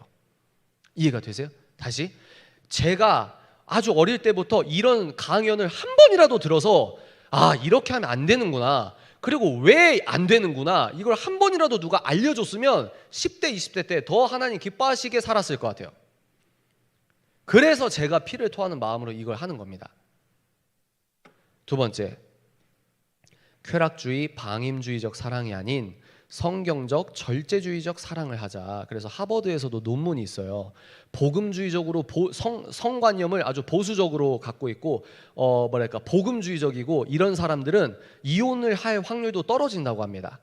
그리고 부부 생활의 만족도도 크다고 합니다. 이거 하버드와 시카고 대학교에서 이 논문이 있어요. 그러니까 하나님께서 하라는 거로 하면은 행복으로 가는데 우린 그걸 안 한다는 거예요. 결혼을 하자, 가정을 이루고 가정을 지키자. 그것이 선교인 시대라고 생각합니다. 그래서 여러분들이 그저 성경에서 말하는 아름답고 존귀한 모습으로 살아드리는 것 자체가 여러분들이 해내야 할 사명의 본질이라고 생각합니다. 그러니까 여러분들이 담백하게 하나님 하라는 거 하고 그냥 그 살아가는 자체가 사명이에요. 아멘이십니까? 마지막입니다. 100번 넘어져도 오직 예수 그리스도 이름의 능력, 보혈의 능력으로 101번 일어나십시오. 이게 굉장히 중요해요. 왜냐? 이미 내가 사귀면서 잘못인지 모르거나 좀 양심에 찔렸거나 이래도 이미 좀 때가 탔다 이렇게 자괴감이 들 수 있어요. 자괴감이. 아, 난 또 이랬어. 난 쓰레기야. 근데요, 그것도 회개할 때 한두 번이지. 여러분, 회개를 했음에도 불구하고 아, 난 그래도 쓰레기야. 하나님 날 버리실 거야. 이거는 사단의 목소리입니다. 사단의 목소리. 간절한 마음으로 예수 보혈의 능력으로 회개하면요, 눈보다 희게 깨끗이 씻깁니다. 아멘. 하나님께서는 그 죄를 기억도 안 하십니다. 아멘. 제 멘트가 아니라요, 성경에 써 있어요. 그게 믿음입니다. 지나간 과거는 어쩔 수 없지만 그러나 여러분 바로 지금 그리고 앞으로 내 미래는 내가 선택할 수 있다. 여러분 자유의지를 거룩으로 계속 선택을 하는 겁니다. 그래서 하나님의 비전을 꿈꾸자. 지금 이 순간부터 거룩을 꿈꾸자. 이렇게 제가 마무리를 했습니다. 그래서 여러분들이 연애 결혼에 대해서 궁금하시면은 이거 되게 쉬워요. 한 1시간 2시간이면 읽습니다. 그러니까 일부러 더 많은 사람이 쉽게 보라고 일부러 대중적으로 썼어요. 운문체입니다. 글도 없어요. 그래서 궁금하시면 이 책을 보시면 되고, 좀 디테일하게 궁금한 게 있다? 그러면 이 책, 아까 제가 설명한 거, 이 책 일부가 연애 결혼입니다. 그리고 여러분들이 신앙생활하면서 궁금한 내용을, 여러분들이 자주 물어보는 질문을 여기 이 책, 이 신앙의 참견에서 정리를 했어요. 그래서 이거 2개 나중에 여러분 참고하시면 됩니다. 너보다 난 더 훌륭한 사람 책 읽을 거거든. 그럼 그거 읽으시면 돼요. 이해가 되시죠? 어떤 책을 읽어도 뭡니까? 백문일답 오직 예수 그리스도. 아멘이십니까? 우리가 예수 더 잘 믿기 위해서 이렇게 하고 있는 거거든요. 자, 이게 끝이고요. 정리하겠습니다. 5분 정도 이제 정리해서 기도를 한번 해볼까요? 저는 여러분 이제 올라가면은 우리가 언제 또 만날지 모를 것 같아요. 근데요, 제가 여러분께 말씀드리고 싶은 건 뭐냐면, 예수님을 잘 믿는 인생이 되게 멋있다는 거예요. 제가 중고딩이랑 장년분들에게 말씀드릴 수 있는 거는 뭐냐면, 요즘은요 인터넷 때문에요 지정학적 한계가 끝난 사회거든요. 이해가 되세요? 지정학적 한계가 끝난 사회이기 때문에 여러분들이 예수를 제대로 믿는다? 인터넷 있고 뭐 유튜브도 있고 여러 가지가 있어요. 여러분들이 예수 그리스도를 잘 믿는 게 굉장히 중요한 시대다. 그리고 예수 그리스도를 정말 제대로 믿으려고 하는 열정 있는 삶은 진짜 멋있다. 한국이라는 항아리만 보면 내가 이상한 것 같고 뭐 내가 뭐 너무 또 극단적으로 예수 믿는 것 같고, 아니요. 지구라는 걸 같이 보세요. 숲을 보는 관점으로 보시면 여러분들은 굉장히 특별한 하나님의 소명의식을 받은 대한민국 크리스천이라는 자부심을 가지시기 바랍니다. 아멘이십니까? 옛날에 여러분들 어떻게 살았다? 이거는 저는 관심이 없어요. 세상 사람들은 뭐라고 합니까? 너 옛날에 이랬잖아. 너 옛날에 이랬잖아. 너 옛날에 이랬잖아. 그러니까 너는 평생 어디에 나오지도 말고 짜져 있어. 너 같은 애는 마녀사냥 조리돌림 당해야 돼. 네 과거에 이랬잖아. 너는 더 당해야 돼. 뭐요? 용서가 없어요. 회개가 없어요. 근데 우린 달라요. 왜죠? 다 죄인이에요. 하나님 보실 때는 이 지구는 거대한 교도소입니다. 다 죄인이에요. 거기서 거기에요. 오늘 내가 어떻게 사냐가 중요한 거예요. 아멘이세요? 오늘 내가 어떻게 사냐, 내가 어떻게 예수님을 기뻐하게 할 수 있냐. 내 인생 이렇게 쓰레기였어. 주여 나를 불쌍히 여기시고 나를 사용하여 주시옵소서. 아멘이십니까? 그래서 우리가 지금 10시 16분이거든요. 딱 3분만 통성으로 같이 기도하고 제가 마무리하고 끝내는 거 어떠십니까? 괜찮으세요? 그러면 반주 한 번만 해주시겠습니까? 자, 우리가 오늘 이제 어제와 오늘, 어제는 기독교 세계관을 공부했어요. 그죠? 그리고 오늘은 여러분 뭘 공부하셨습니까? 기독교적 성적 가치, 성적 윤리관을 배웠습니다. 성적 윤리관을 배웠는데, 오늘 또 선생님이 또 갑자기 어떤 아저씨들 얼굴 보여주더니, 세상에 우리는 몰랐는데 100년 전부터 바로 이 기독교 가치관을 파괴하는 것이 본인들의 유토피아다, 이렇게 생각하는 사람들이 열심히 자기의 어떤 노력을 해왔다는 거예요. 근데 우린 세상을 너무 몰랐다는 거예요. 근데 지금 우리가 이 기로에 서 있습니다. 기독교 토대 위에 만들어진 사회 시스템과 사람들이 하나님이 아니라고 하는 걸 옳다고 해서 이제 사회 시스템을 만들었어요. 여러분들은 지금 이렇게 만들어진 시스템으로 넘어가고 있는 과도기에 예수 믿고 있습니다. 저는 여러분한테 하나님께 소원합니다. 하나님, 우리요 지금 함께 모인 청장년들 천국에서 만나고 싶습니다. 아멘이십니까? 3년 뒤에 여러분들 교회 같이 있었으면 좋겠어요. 5년 뒤에도 우리 만났으면 좋겠어요. 10년 뒤에도 여기 우리 함께 만났으면 좋겠어요. 그만큼 사회에서 예수를 믿는 믿음을 쓸어가려고 하는 쓰나미가 강력하게 침투하고 있습니다. 예능, 영화, 연극, 교과서 등등. 친구들 나 빼고 9명이 야 그건 아니야, 너 아직도 안 잡았냐? 근데 그 너머의 영적 본질을 이분들은 몰라요. 우리가 해야 될 건 뭐냐? 이 시대에 믿음을 지켜야 됩니다. 아멘이십니까? 오늘 우리 마지막 처음이자 마지막 기도 딱 하나만 할게요. 하나님, 믿음 주십시오. 아멘이십니까? 이 시대를 이길 수 있는 믿음을 주십시오. 아멘이십니까? 우리가 주여 한번 크게 하고 기도하고 제가 마무리하도록 하겠습니다. 아버지 하나님 감사합니다. 우리 친구들 믿음 주셔서 감사합니다. 우리 친구들 희망 주셔서 감사하고 우리 친구들 사랑 주셔서 감사합니다. 아버지, 기독교 세계관이라고 하는 성경적 안경을 벗지 않길 원합니다. 주여, 그리고 성경적 가치관에 의거하여서 9명이 손가락질 하더라도 내가 그 믿음 지키는 거룩한 순결한 신부가 되길 원합니다. 주여, 여기 계신 우리 청년 그리고 청소년분들 모두 크리스천과 연애하고 결혼하게 하시고, 그리고 아름답게 가정을 이루며 살아가는 삶 그 자체가 선교라고 우리가 오늘 들었사오니, 주여, 이 어두운 시대에 나의 결혼 생활과 나의 인생이 소금과 빛이 되게 하여 주시옵소서. 아버지, 우리가 천국에서 모두 한 마음으로 기쁘게 만날 수 있길 바랍니다.